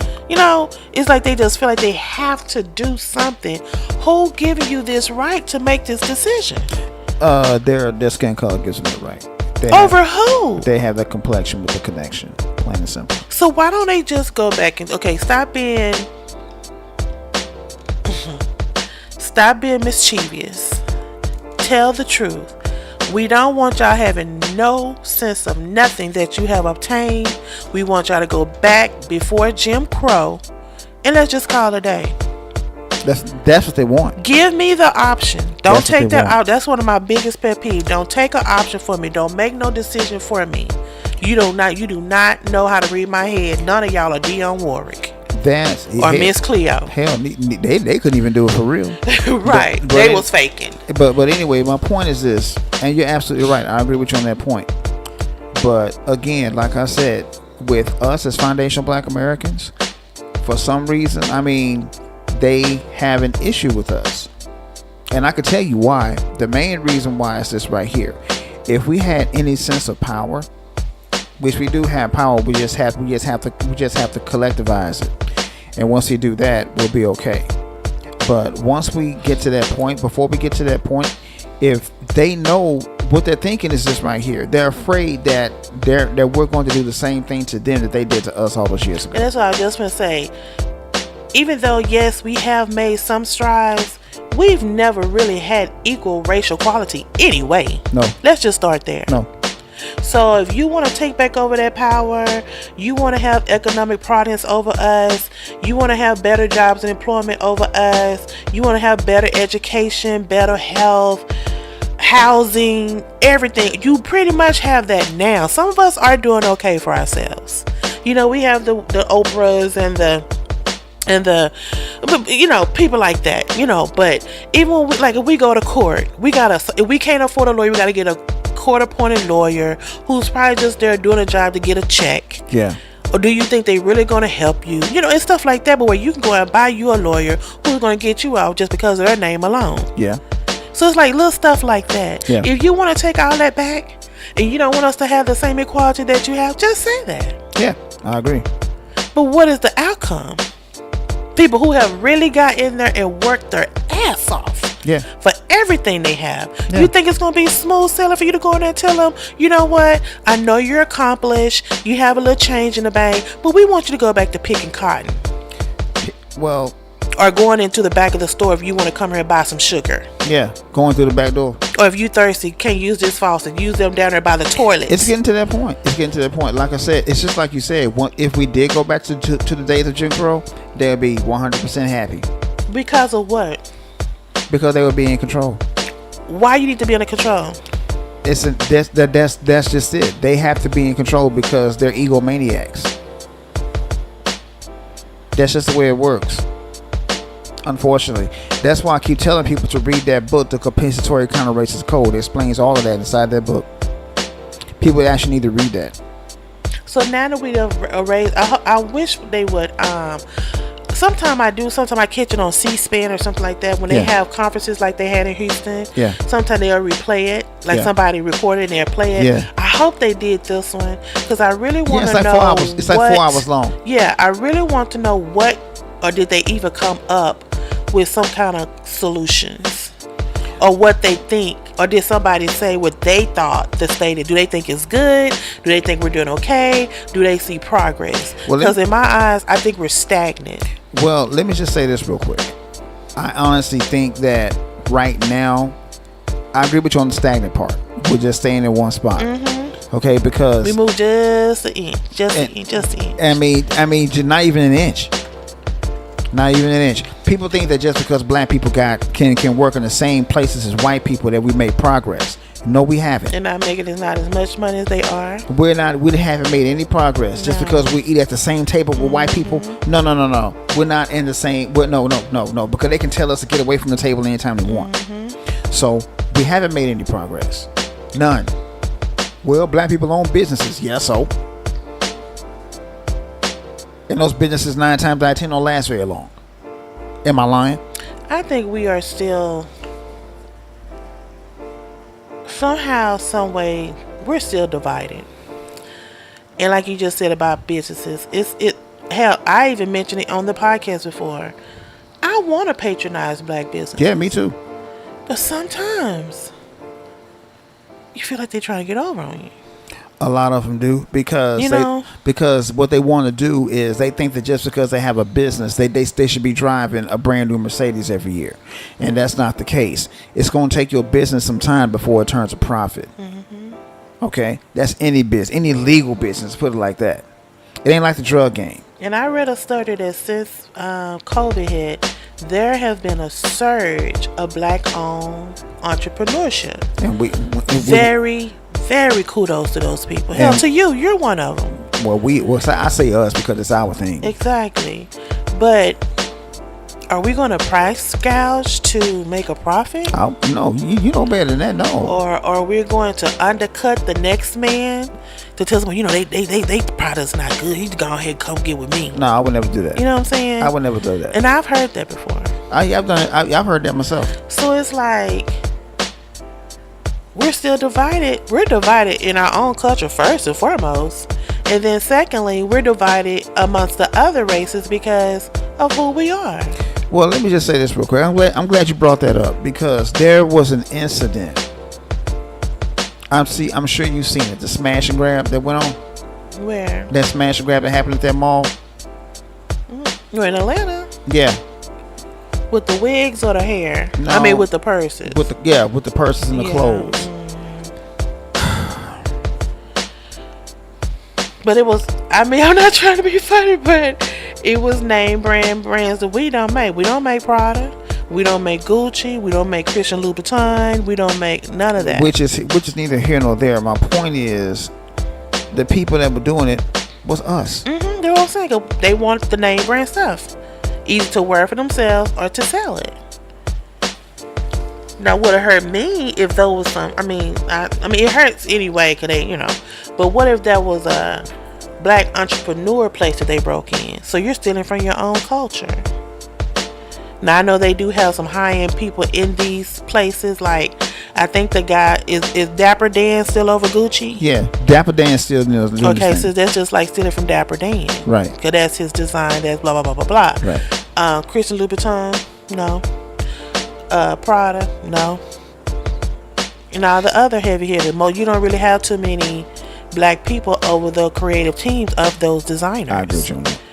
But like if that was something like a FUBU or the guy who make the Tefla purse or something like that, those are black owned companies. Yeah. Now that will hurt even more. He like, damn, you stealing from this brother. He just, got in the game, blah, blah, blah, blah, blah. But I understand what you're saying. It's embarrassing for us to be the ones that go. Just like the men, those 5 men who broke in. They in there stealing hair. High-end wigs. So it's like, I don't know if they're doing this because there's a need and they know people will buy them at a cut rate price, or do they call themselves trying to help the middleman? I don't know. We don't know what the problem is, but the but point, it's prevalent though. But the point I'm trying to make is this right here: it should never happen. Yeah, it's very prevalent. But so tell me, why shouldn't it happen? Why would you want to go in and steal somebody else's stuff? Because I can't afford it, and I consider myself to be a good thief. And I can see the need on the street for it. So if I have 5 girls that are talking about, man, I wish I could give me that bad new Fiona wig that bitch costs $1,000 though. And you think you're a high-end thief and you think you can go in there and get away with it? That doesn't justify it though. That's what I'm saying. But people do think like that. But they have to think that for them to even carry out the motive. But my point is this right here. There's no justification to be stealing somebody's shit. Exactly. I don't care. But they're doing it though. I agree, and they should. But my point is, they shouldn't be. Why? Why steal? I mean, come on. If you can't afford this shit, then you don't need it. I'm a felon. It's hard for me to get a job. I think I'm pretty good at stealing. Here we go. Nah, that's more of a want than anything. Now, see, stealing to eat, that's a whole different thing. What do you think they're stealing for? Because they're eat. thief. No, they're not stealing to eat. What do you think they're stealing for? That's not stealing to eat. See, somebody's stealing to eat. You go into a grocery store and you steal a T-bone steak. That's stealing to eat. Okay, stealing to eat. That's what I mean by stealing to eat. You go steal food. You don't go steal a damn Prada purses and come on now, that's stupid. Well, when I say stealing to eat, I can see your point about eating literally, but I'm looking at it figuratively. They need to still pay their car note. They got daycare. They got child support. They got to pay some bills. I don't care. That's not my problem. My point is and this right here. Unemployment is not that high. I agree with you on that. And they're not even handing out unemployment like they used to. I agree with you on that. So what's the next thing? But still, I agree with you on that. There's a situation. I mean, they put themselves in a situation where they have to survive. Mm-hmm. I get that part. Survival of the fittest. I get that part. Yeah. But why steal? I mean, come on. You can't make any justification for that. None. There's no justification for that. I'm a grown 40-some-year-old man. Done had some bouts with laws and running in and out of jail, group homes, whatever. Can't justify that. Here I am, got these kids, trying to make it, trying to survive. Nobody won't harm me. And I see, if I think, that's like somebody who's robbing a bank. If I could rob that bank just one time to get on my feet, that's probably what they looking at. If I could just rob these people one time to get on my feet, That's not justified though. It's not justified. I'm sorry. I'm not seeing it. There's no justification for it whatsoever. So what would you do if you was in that position? You was a 47-year-old man. You didn't have nothing coming in. And your partner coming in, man, we gonna break into so-and-so in and out real quick. You wouldn't contemplate it? No, I wouldn't. And even though you're hungry, and the reason why, stay. Let me tell you why. Mm-hmm. Let me tell you why. The reason why I wouldn't contemplate is this right here, because I'm thinking big picture. What if I get caught? I'm going to prison. You just got out. So I'm going back to prison, someplace I really don't want to be. At least you have a high cot in the, I know, two highs in the cot. Yeah. I know, but still, I'm thinking how I would think. I'm not thinking how they would think. How I would think is this right here. Okay, I hit this lick, and this is exactly what they're gonna call it. If I hit this lick, what if I get caught? That's what I'm thinking. I guess there's a chance they gotta take. Oh, I'm not taking that chance. I'm sorry. Because there's already so much bigotry and I agree with you on that. But here's trauma in this world anyway. So that's how they think though. I know that's how they think. And the way they see it is, I don't have any other way out besides doing this. Other option. I get that. Mm-hmm. I understand it 100%. Mm-hmm. But that's the way they think. But come on now, there's got to be another way. You gotta look at every possible avenue before you start going that route. I mean, the only way I would do something like that is if there was absolutely nothing else I had to do. And that's probably what they're thinking. Well, I know that, but still, no. They going out here voting for black people. They think black people gonna get it together and make better jobs for black people. Still nothing coming through. The government hold on to every fund here in America, but just giving it away to other countries like it's water. Like I said, they create the situation for somebody to even think along those lines. I agree with you on that point too, especially for us. Yeah. And so again, the state of black America is what? Rooted in racism first and foremost. Yeah, we know that. Let's just keep it real. And so to combat racism, what can we do? Well, they kill our heroes as well, so that's another reason that they do it. Because I'm gonna put some stuff up here real quick. Hold on. Now, back in the day, we had all kinds of heroes. This is one of them. He'll pop up in just a second because a little bit of delay right there. But we have heroes like Brother Minister Malcolm X, one of my heroes. Mm-hmm. That's one of men that I look up to, because if there was ever a person that I would consider a very masculine and very disciplined man, it was Malcolm X. Mm-hmm. There was nobody out there, man. He was self-educated, could out-debate anybody on the planet. Okay? How come they ain't changing yet? Oh, there it goes. But anyway, could out-debate anybody on the planet. I mean, this man out-debated so-called Rhodes Scholars. And he only had a 10th grade education. Mm-hmm. And we also had heroes like, let me see, where is he? And again, he died. We just did a story last week. Racism. Some white people thought he was getting too far up in the game, and they had him killed. Racism. Yeah. And here's another one of my heroes, Medgar Evers. Okay? Killed right in his driveway. Mm-hmm. Okay? Mm-hmm. So, and we go from celebrating people like them to celebrating people like Billy Porter. What That's what they prop up now. They prop up the Billy Porters. That's what's getting propped up now. As a leader of the black culture? As a so-called icon, for lack of a better term. In fashion and movies, but not like for my political race and my well-being. No. Well, no. Well, yeah, they do to a certain extent, because he's not a threat. Of course not, because he ain't done nothing but some movies and dressed in some high heels and a dress on No, the you red don't. carpet. No, you don't get it. Think about it. He's not a threat because why? No one said he's not one because he don't do nothing but wear high heels and a dress on a red carpet. There you go. He's not doing nothing to benefit black people like those two you just mentioned. There you go. That's why they prop So him why up. would you? No, That's why I they don't- prop him up. Who's propping That's him why up? the media props him up. Listen to what I'm saying. The media props him Okay, up. I'm not thinking about the media. The media gonna do what the media gonna do. I'm thinking about people like politicians Malcolm X said this: the media is the most powerful thing on the planet, and he's absolutely correct. in the political game, just not in No, just no, not no, in in everyday general. culture. In general, oh yes, they do. I can't oh, see yeah. myself being hated on because of who Billy Porter is. Well, some people do. Well, What? some people do. You'd be surprised. You'd be surprised. No, what I'm saying, okay, what I'm saying is this right here. People like Billy Porter and this bitch right here, Lil Nas X. Okay. Okay, What? people like that are being propped up in the black community. They don't prop up the Tariq Nasheeds. They don't prop up the Mensa Malcolm X. They call men. Not Malcolm X, but Louis Farrakhan. They don't prop them up. They prop up Billy Porters. They prop up Lil Nas X. They prop up Candace Owens. They prop up Jesse Lee Pearson. Why? Because they are not a threat.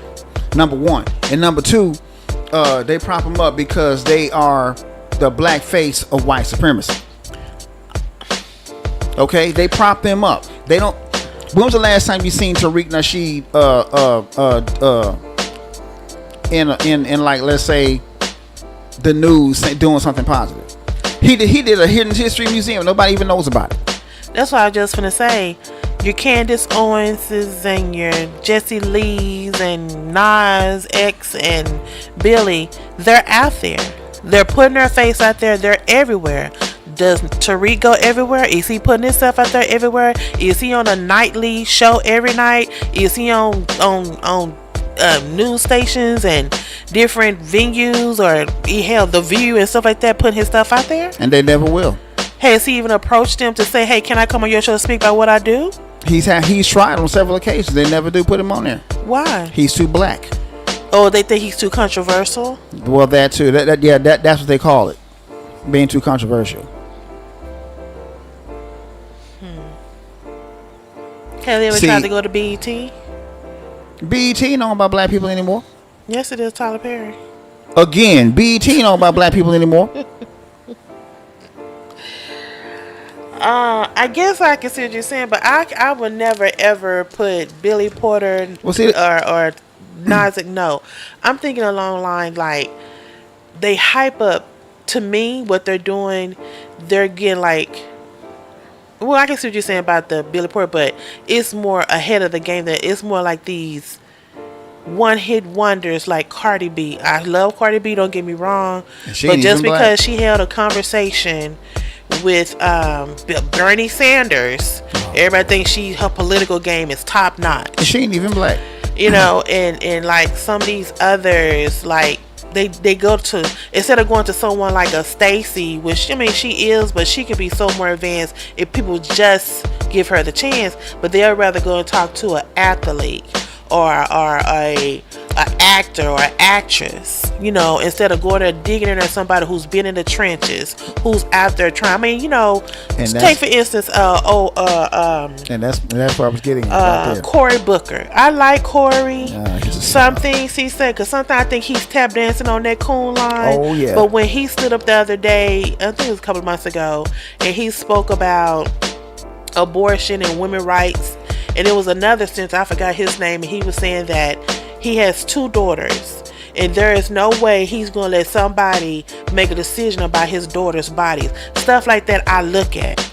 They're trying to speak up, but when you have this other scenario over here that not even listen, half of them looking at their phones. It's like some case the other day, they showed the judge actually looking at her phone. I think she was ordering something on Amazon, and you had the faith of this young man's hands on your desk to tell him if he gonna get the chair or not. Yeah, I saw and that. you're looking at an Amazon order. I saw that. See, how do we combat that? You know, just everyday people. And we don't have to be celebrities or well, professionals. Just everyday people. And that's what I'm getting at right And there. of course, she was white. And that's what I'm getting And at the right young there. man was black. And that's why I was getting at when I put Billy Porter up there. See, you was missing the whole point. See, whenever someone Tariq Nasheed is not a celebrity by any stretch of the imagination. Okay. In some people's eyes, he could be. Well, some people's eyes he is a celebrity, but he's not really a celebrity. Okay. He has a following. He has a following, but he's not a celebrity. Is what I'm saying. But they think that what they call you that when you have a following. Well, okay, they got the game twisted. But anyway, he's not a celebrity by any stretch of the imagination. Okay, and that's pretty much what I was getting at. You know, somebody like a Tariq Nasheed, even a Cornel West. You know, even though Cornel West is heavy into politics, okay, he would not get propped up the way Billy Porter's being propped up. Is what I'm saying. Why? Because Billy Porter is a gay black man. Number one, and number two, he's a celebrity.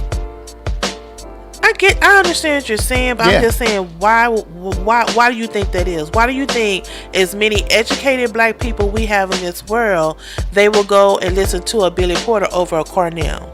Or not even Cornell, why would they go and listen to a Billy Porter over a Tariq Nasheed?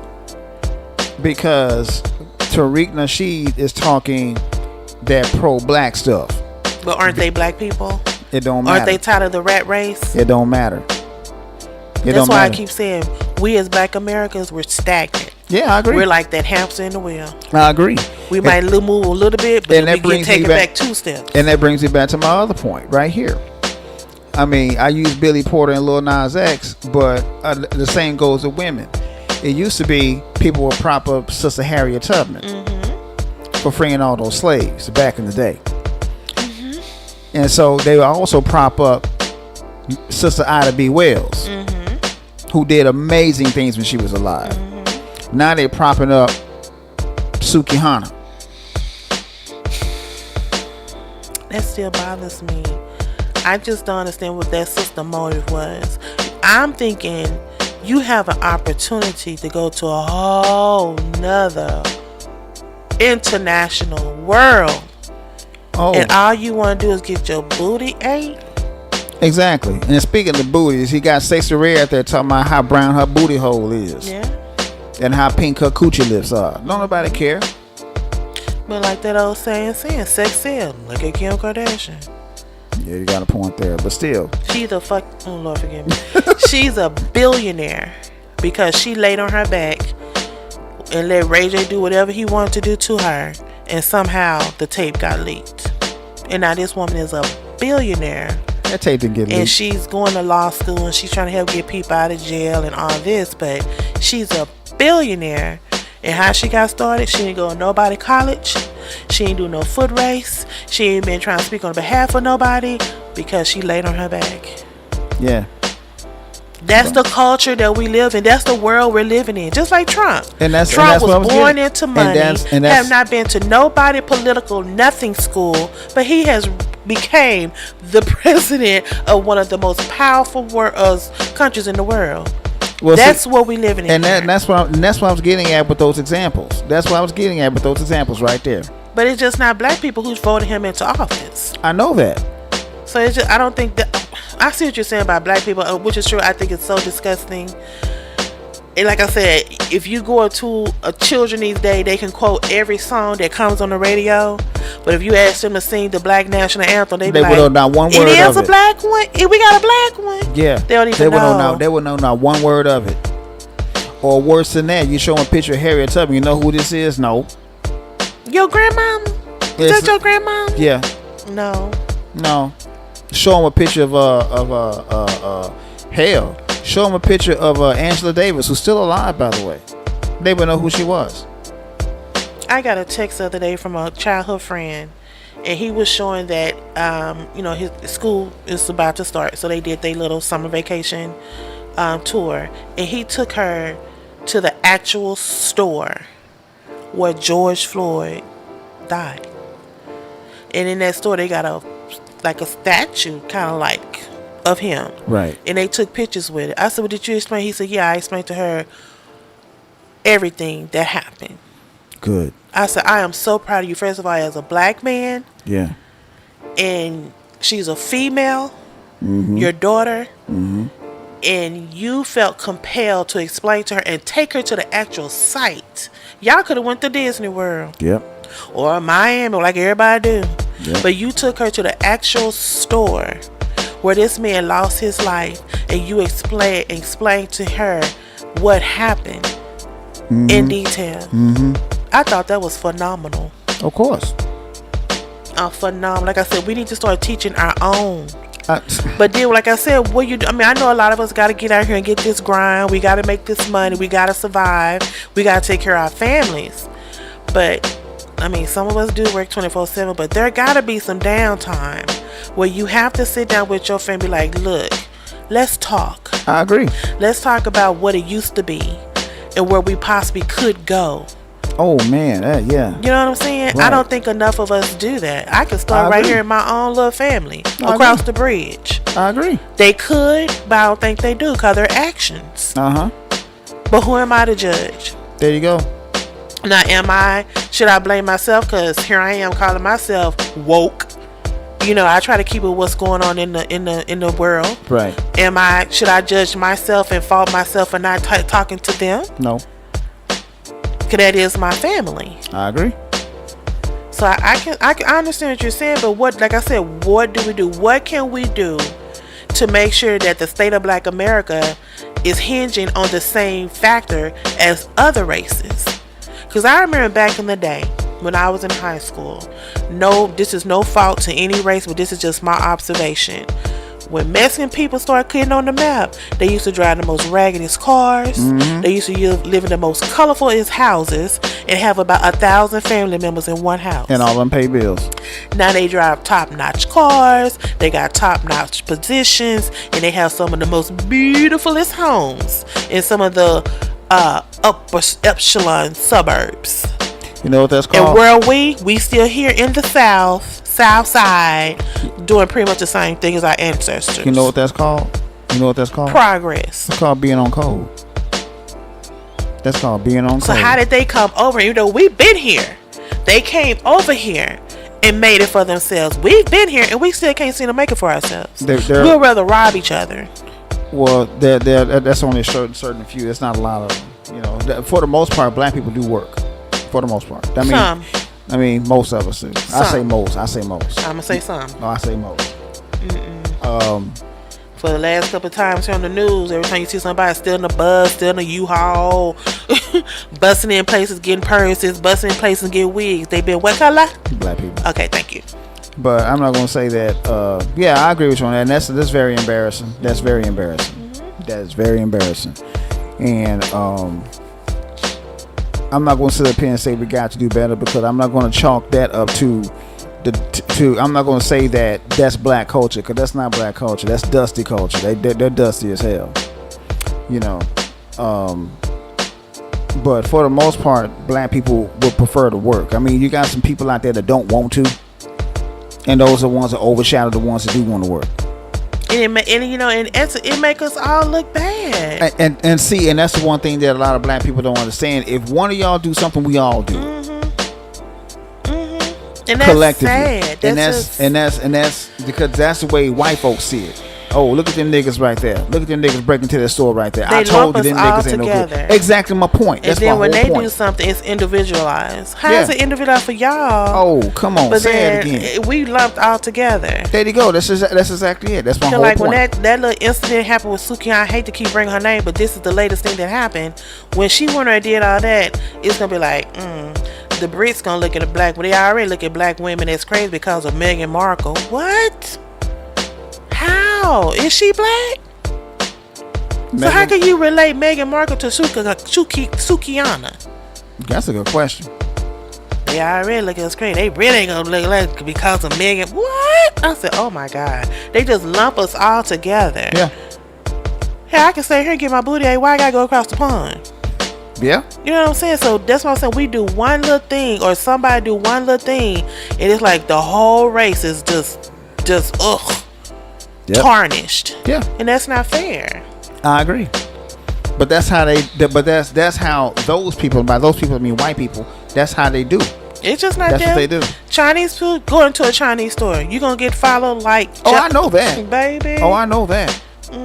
I know that. So that's what my question is. So the state of Black America, what can we do to change that narrative? To let them know everybody is not the same. Yeah, you're gonna have those rugrats. That's a given because they got them in their family too. Hell yeah, they do. But what can we do to let y'all know we all are not like that? We're all out here striving just like you're striving. We went and did the due diligence just like you did the due diligence. Right. So why lump us all and try to keep trying to beat us down and take us back to where we used to be? Why can't we progress while y'all progress? They don't want us to progress. That's the whole point. Why? That's what I'm saying. Why? That's the part that I'm having a hard time understanding. Why? If somebody would just be, you know who's on the verge of being honest about it?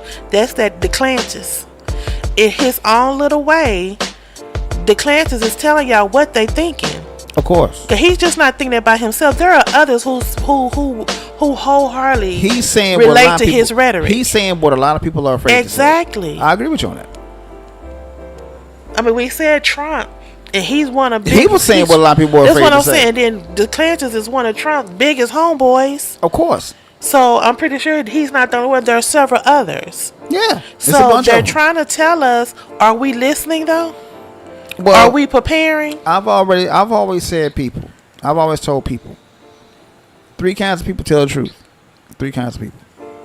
People that are pissed off. And that's pretty much what white people are. They're pissed off. Drunk people. And children. They tell the truth. Every single time. And white people are pissed off because of what? In Hidden Colors, one of the Hidden Colors movies, Dr. Kabakama said this. Black people don't have a problem. White people got a problem, and white people's problem is with black people. You see what I'm saying? For no reason whatsoever. None. That's the whole point. They have a problem. They have a problem with black people, and they've always had a problem with black people, and they will continue to have a problem with black people. They're making an issue out of nothing. Absolutely nothing. I agree with you on that. See, cause like right now, think about this for a second. White people's numbers are dwindling. Their birthing rates are very low. Yeah, we talked about that before. Yeah. Yeah. But like we said before, like that old adage say, they get a little taste of that black soul, bone. Come on now. And they said 1 ounce of black blood. That makes you what? There you go. I mean, I'm not trying, like we said when we was talking about the NBA draft this year. Yeah. Majority of those boys who made it were what? Black. Half and half. Oh yeah, a lot of them were. They were half. Half and half. A lot of them were half. So that's just where we are now. Yep. So they gonna have to get over that. I agree. What can they do about it? There's nothing. There's nothing they can do about it. There's nothing they can do about it. That's just the way. That's the world that we living in right now. Like you said before. But don't take that out on all of us. I agree with you. Don't judge all of us because you're thinking you're losing your race, or that your race is dwindling, or that your race have decided to have an open mind and explore other cultures. There's a documentary out that Jason Black put out called Race War. Mm-hmm. In that documentary, Richard Spencer is in there. You know, he's a known white supremacist. Okay? Richard Spencer said it's not about being fair, it's about winning, and we want to win. Now, why do they want to win? Because as long as white people are in control, that's when they're happy. Okay, and that's pretty much what it's all about. But still, I agree with you on that. But see, that's the way white people are. That's, again, which brings me back to another book that I talked about on this show before. I talked about the book called The Iceman Inheritance. Mm-hmm.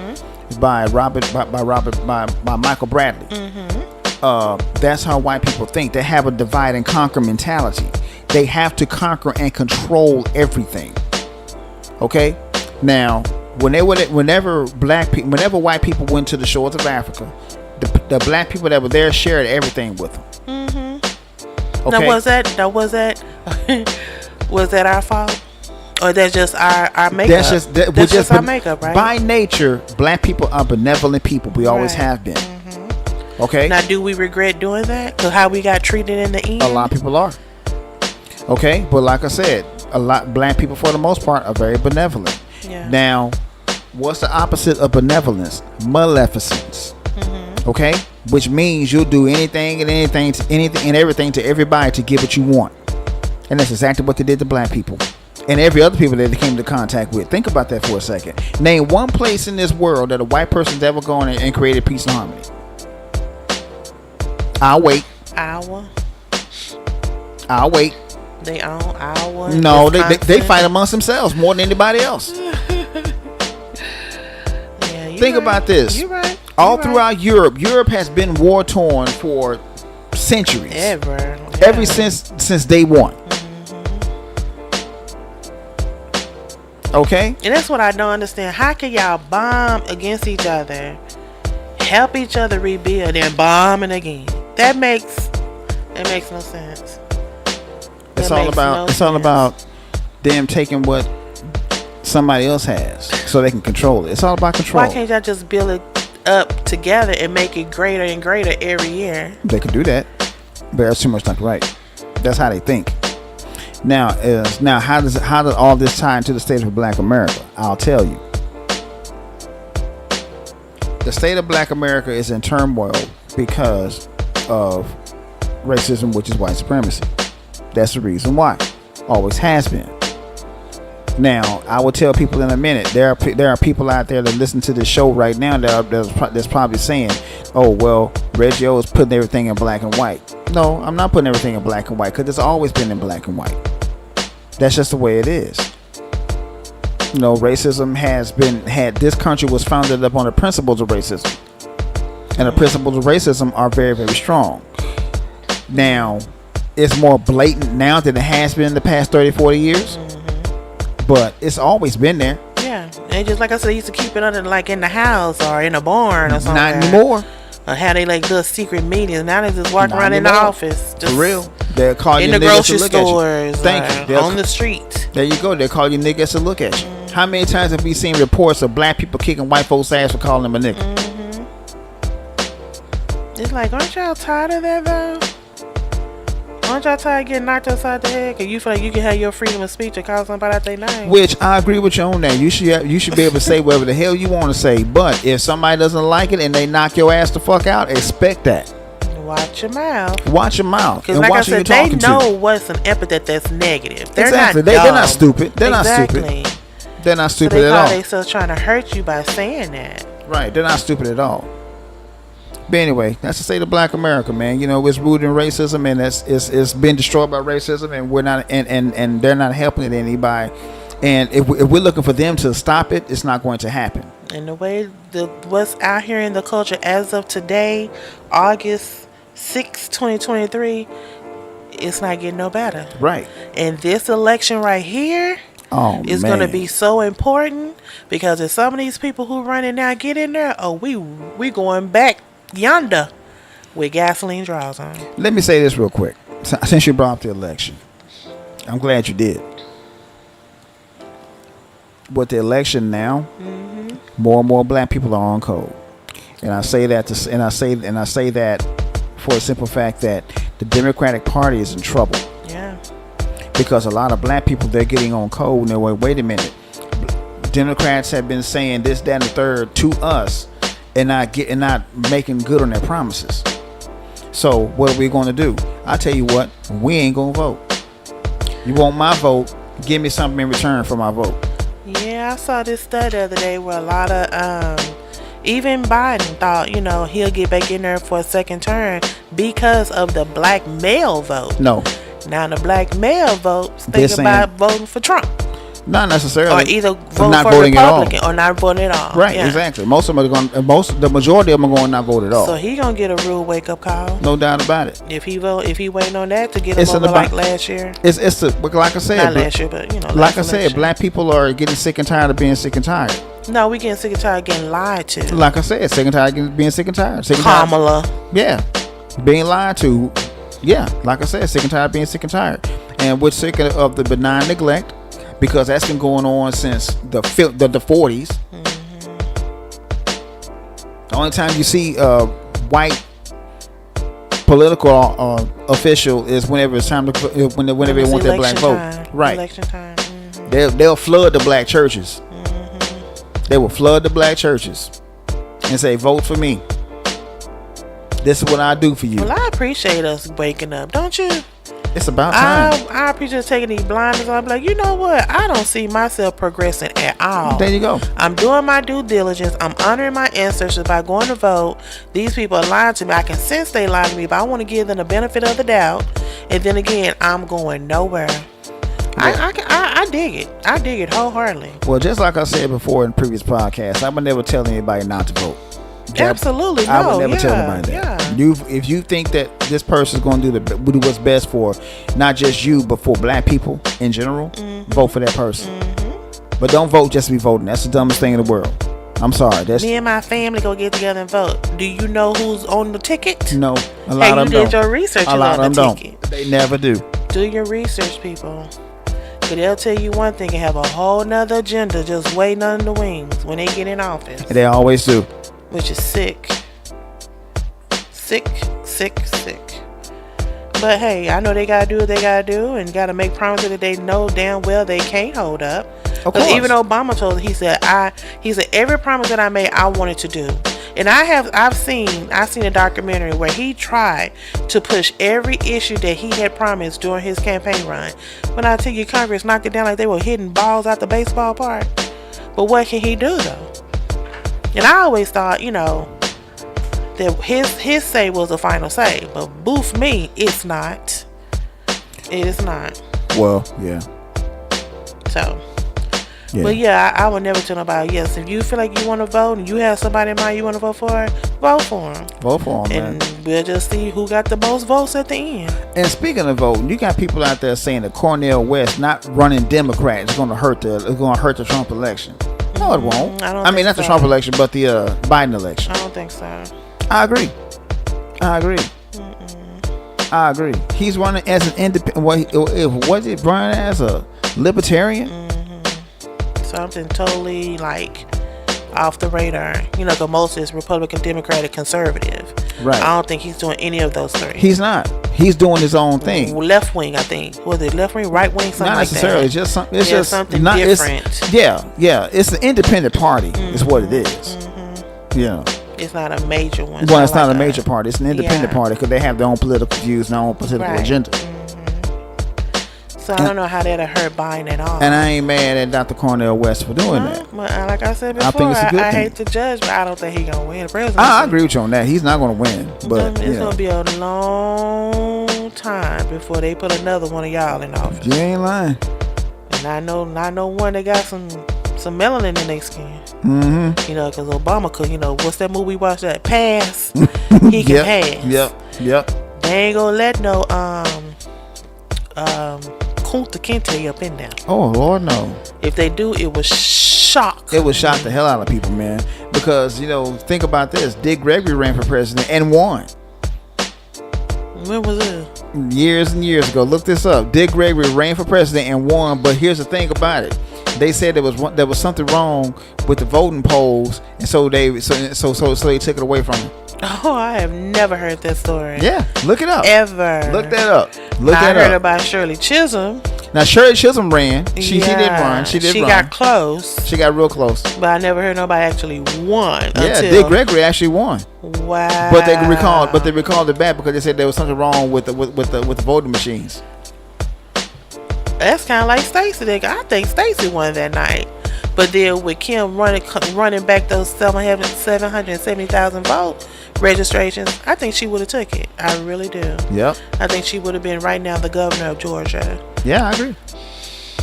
It's like little stuff like that. It's like we can't win. When we have stuff like that, people they move the goalposts. We can't win. They move the goalposts. See, here's the thing about that though. If you make the Charlie Brown, you make the rules, you can change them however you see fit. And that's what they do. Since they make the rules, they can change them how they see fit. But I think that change the rules gonna bite them in the ass when Trump's sitting in that. jail running this country. I agree with you on that. I bet you gonna make some rules then. I agree with you on that. It's gonna be all kind of review. They're gonna be like that little frog on the computer like, make these rules, change these rules.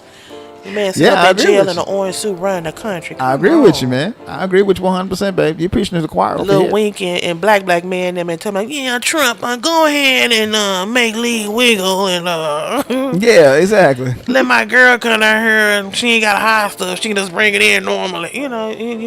Man, yes, yeah. It's gonna be a mess, It's man. gonna be a hot mess. It's gonna be a mess. I'm telling you. And as much as I hate to say it, and I hope I'm wrong, I think Trump's gonna win it. He is. He gonna come very, very. If he don't win, he's gonna come real be close. Real close, exactly. Real close, real close. And y'all worrying about Roe versus Wade. Y'all trying to change laws on Roe versus Wade. Y'all didn't see this coming down the pipeline when that man said he would run in 2024. Y'all done had ample time to change these laws. He said he was gonna run. So why haven't y'all revised these laws? You see this man? This man done got indicted. Was this his third time or his fourth time the other day? Third. This man done got indicted third time. Hey, y'all tried to change these laws? No. They had So the plenty of man time to do it. said, yes, they trying to indict me again. They took the long breath. But it's not going to stop me from campaigning. I'm still going to run for president in 2024.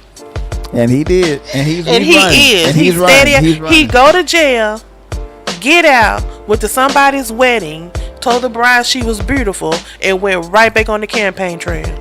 Now, if that was me, I would still be in jail. Somebody probably done braided my hair by now, and I'm smoking cigarettes because I'm so nervous. Ladies and gentlemen, that is the definition of white privilege, if there was ever one. Already.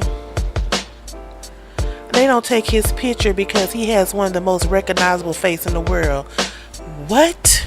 Hold on. Wait a minute. Hold What? up. Hold up. they Let sure me stop there. did. Let me stop you right there.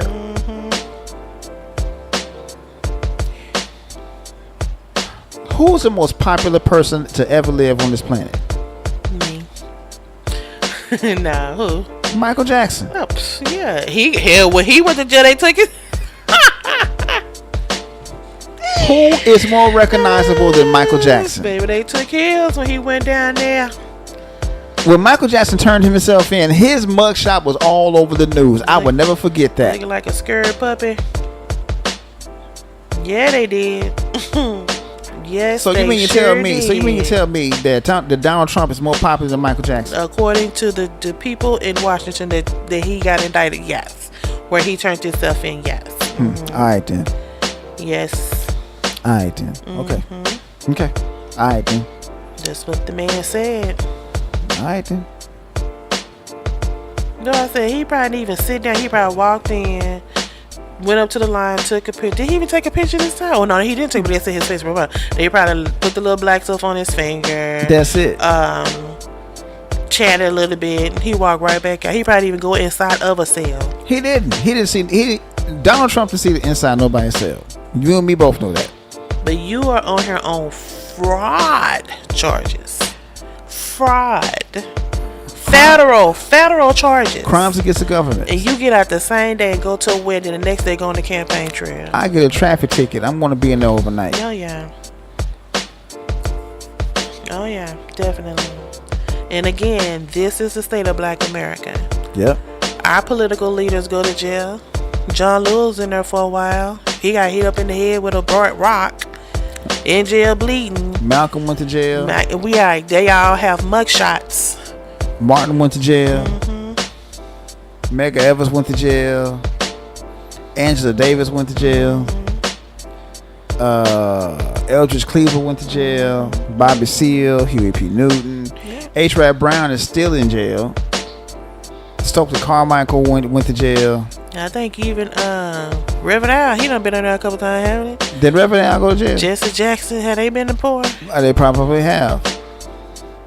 But this man can get away pretty much with murder. I bet if Trump killed somebody, be like, Well, Trump said. No. Well, Trump even said that he could kill somebody in the middle of Times Square and nothing would happen to Nothing him. would happen. And you know And what he's kind absolutely of gumption you have to even know that, And he's and right. then to speak it. He's right. And he's correct. He's absolutely right. That's 100% talking about correct. Malcolm, that man talking about that's too much power for one man to have. No, that's too much power for one man to think it.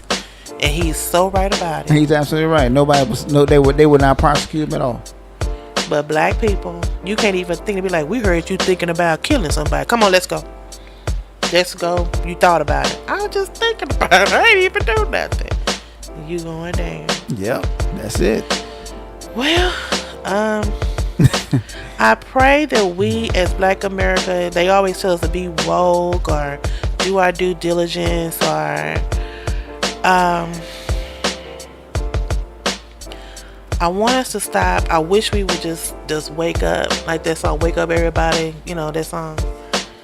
Teddy Pendergrass. I know some of us have, some of us are. Shout out to Freddie Haynes. A lot of us are waking up. Congratulations again, brother. Yes, indeed. Yes, indeed. But some of us are so on the verge of wholeheartedly thinking, I might live like my great grandmother and them did. I might have to be living on somebody's plantation, and they waking me up at 4 a.m. to go in a field that got ass crack of dawn. Right, to go in a field that's probably full of snakes, wolves, bears, whatever, and I don't have nothing to protect myself but a stick, and stick my hand into thicker bugs to get some cotton out. Yep. And my sack better make a certain weight. If not, I gotta stay out there to dark to get that weight up. No, you get your ass whooped. Or get beat, right.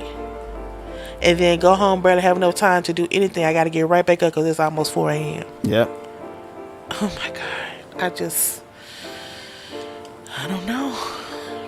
I don't know if I'm strong enough. Well, let's just hope it doesn't come to that. Let's put it like that. We're there. Because I'm gonna tell you now. We're looking. You know, they say come back from the light, Marianne, Caroline. What's her name? We're Caroline right now. We see that light. It started in Florida.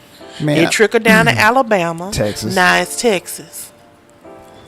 Come on, we're looking at the light. It's not bright. You can kind of you be like, what's that over there? Is that a light over there? You know they be talking about. Is that a lighthouse? Yeah. We looking at the lighthouse light. It's messed up, man. It really is. It's really, really messed up. It's like, and it's so, you know how if something like that happened, I can only imagine our ancestors are acting like the Tasmanian devil in their graves because they'll be like, I can't believe this. It's going back to the way it used to be. As hard as I fought and got knocked in the head and dogs bite me and water sprayed on me and they finna join me? Yep. God, I can't even imagine. Because somebody don't want you to progress or thinking you're progressing too much. That's exactly it. Well, very good show, babe. I like this topic. Yeah. I like this topic. We can go on for another couple hours. I was just gonna say, still didn't really get a solution, but I understand it a little bit better. Cause like I'm telling you, for a while I was just lost. Cause I like my boy Roland Martin, that is. And when he said he was in Houston doing, I said, State of a Black. What? We there? Yeah. Yeah. They have it every year. Now I know they have the State of a Black Union. The same thing. But they was talking. He said he kept saying we gonna flip it a little bit. Yeah. He said because our culture is in turmoil. Turmoil. Yeah. Turmoil is a fearful word for me. That means something really, really, really bad is happening, and we don't even know how to fix it or stop it. Well, again, it's like I said, when you start propping up people like Suki Hana, something's wrong.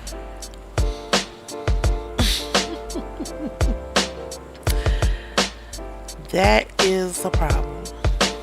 You're right. It's embarrassing. It's a problem. And I don't know. Now, when you see a situation like that, is this like a facade or a character that she's playing?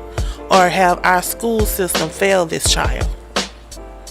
First of all, where's she from? Is she from here? Somebody told me she was Jamaican or some shit That's like what I'm saying. I don't even think she's from here. But, you know, either way, something's wrong. I agree with you on I'm that. just hoping it's just this character that she's like everybody think, because like I said that about Cardi B earlier. I think that's just a facade that Cardi B is doing. I don't think Cardi B is like that, because sometimes you just listen to her talk, you be like, they that kind of makes sense. I don't think because the way she's coming off is like this big titty, small waist buffoon. But in essence, she is I'm gonna say she's semi woke. I don't think she all the way woke. But I think she's semi woke. Well, see, here's the thing about Cardi B. Cardi B is not even from here. She's Dominican. But still, she knows enough to know how to manage this world. She know how to come out from the gutter. Now she's a millionaire pushing toward a billionaire. Okay. That's when I'm looking at the aspects like that. She's doing something right. Yeah. So as far as Sukihana, I don't know if this gonna be like a one-hit wonder. If this just like she saw the other girls doing it, so she decided to do it too.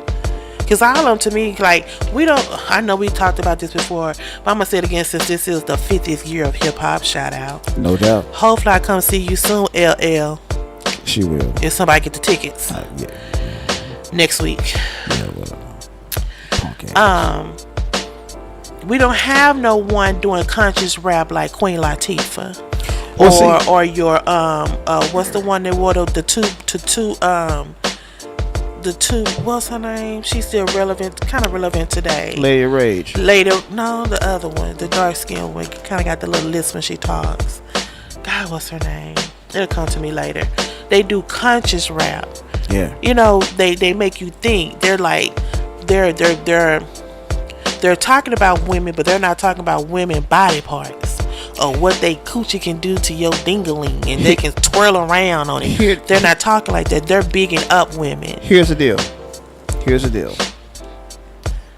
Now, people will always argue, well, back in the day, there was 2 Live Crew. Which is true. There was 2 Live Crew. You know, throw that dick. We want some pussy. Get it, girl. Be so horny. The list goes on and on and on. But we also had Public Enemy, which would balance out the ratchetness of 2 Live Crew. Okay? We had Poor Righteous Teachers. We had a Tribe Called Quest. Mm-hmm. We had Lakim Shabazz. We had Big Daddy Kane. We had KRS-One. Mm-hmm. We had Chubb Rock. You know, so we had a choice. I mean, let's go to the females. True enough, there was Lil' Kim out there. You know, there was Foxy Brown talking about the Il Nana. But on the other side of that coin, we had the Queen Latifahs. Right. We had the Yo-Yos. Right. We had the MC Lights. We had the Moni Loves. We had the Conscious Daughters. Salt and Pepper. We had Salt and Pepper. We had shit. I mean, kind of, sort of Eve. We had Eve. Yeah. Eve even talk about their ratchet shit. Yeah. No, she didn't. Hell, number one to me in my book, Miss Lauryn Hill. Come on, say it again. You know what I'm saying? Say it again. So they didn't have to go down to, I can flip on and turn around on. Girl, please. Exactly. I mean, and then what? Balance out. And then what? But like once you twirl. But like I said, it balanced out. But like I said, see, that balanced out the ratchetness. Mm-hmm. Nowadays, all you got is ratchet. Ratchet. That's all you got nowadays. There's no balance to it. Mm-mm. I mean, the wet ass pussy and my booty hole brown and all that shit would be balanced out if this was back in the day. It would be balanced out. It would be balanced out. It would be balanced out, because that's not all you would hear. You would hear MC Light talking about she want a rough neck. Who's a conscious rapper now? All the black female I'm not rappers. talking about now. I'm talking about then. Okay, that's what I'm saying. So now what I'm asking, we don't have one now. Not now. We don't. No, we don't. And why is that? No, I take that back. We got J. Cole and we got Kendrick Lamar. Oh, female. Rhapsody. Okay, I can see that. Okay. Out of 25, you name one. That's it. I mean, think about the male MCs. We ain't got but 2. And I just named them, J. Cole and Kendrick Lamar.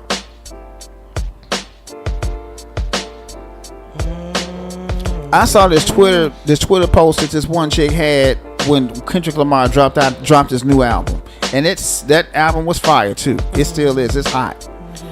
And she said, I don't want to hear nothing positive. I want to hear about some killing I want to hear about some killing.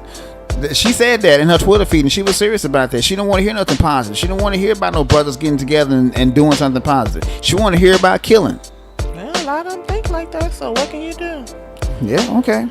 What can you do? Okay. But then again, you gotta think about this too. Those record execs, they're the ones promoting this ratchet bullshit They're making too. money over money. Exactly, and that's the only thing they're thinking about. They don't care nothing about somebody being. They don't care that's destroying the whole culture. They don't care about that. They don't care that's making women that's making black women look hypersexual. They don't care. State of Black America. Yeah, our music is in the state of Black America. Our fashion is in the state of Black America. Our overall being is state of Black America. And right now we are stagnant. I agree. We are stagnant. I agree, man. How many times did you hear anything about the little 13-year-old from Oklahoma who got invited to damn near 22 different schools and had almost $4.5 million in scholarship money? Yeah. 13 years old. 13 years old doing that, but you don't hear about that. You heard about Suki Hunter. But you heard about Suki But Hunter. you heard about Right. Suki Hunter's ass going Several times. going across the water, talking about she Right. going to get her booty hole Right. ate out and shit like Right. that. And by Cardi throwing some mic at some lady because some lady in the audience threw water on her. Yeah. But she just said, y'all throw water on my pussy, so the girl was just trying to help out. But how many times have you heard about the 13-year-old sister, same family? I think she was 16. Yeah. And she got a bunch of money and a lot of scholarships. Yeah. You hear about that maybe one time, half an hour. If that. But then they been talking about Cardi for all this week. Yeah. And like Lizzo, they been talking about Lizzo all this week. Yep. But you're not talking about these young people out here who's trying to get it, but where they gonna go if they don't know where gonna go if they're not getting taught? There you go. That's exactly it. I'm Mimi the lady. It's so frustrating to be a part of this culture. Oh man. And you trying to, do your due diligence as much as you can to be supportive of others who are going to get on that platform and support them. But then you have those others that they lump us all together, and that one person that's out there doing that positive work, the negativity outshine his positive. It's Yep. frustrating. I agree. And I don't get it. I just don't. And you won't, man.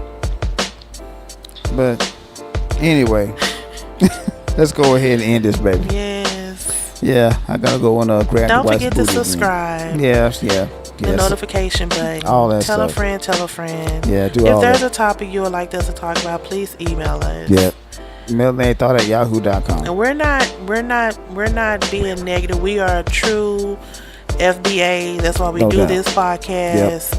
We love the country. I don't think we want to live in another country. Of course not. But we have concerns, and we want to make you guys aware of the concerns. So maybe you'll be thinking as well, like, what can we do? Yeah, right. Because we all got to get together. Yeah, there's a lot of us getting on code, but we need a lot more. Mm-hmm. That's the whole point. Absolutely. So we all need to get on code, man. So that's the only way. Cause like I said, the same thing with that closed fist analogy, man. We separated, we can cause some damage, but we get together, we can cause even more. Yes. So, but anyway, I'm getting ready to go and eat me some key lime pie and grab my wife's booty. Mm-hmm. So anyway, I'm Reggio. And I am Mimi the lady. We out. Bye.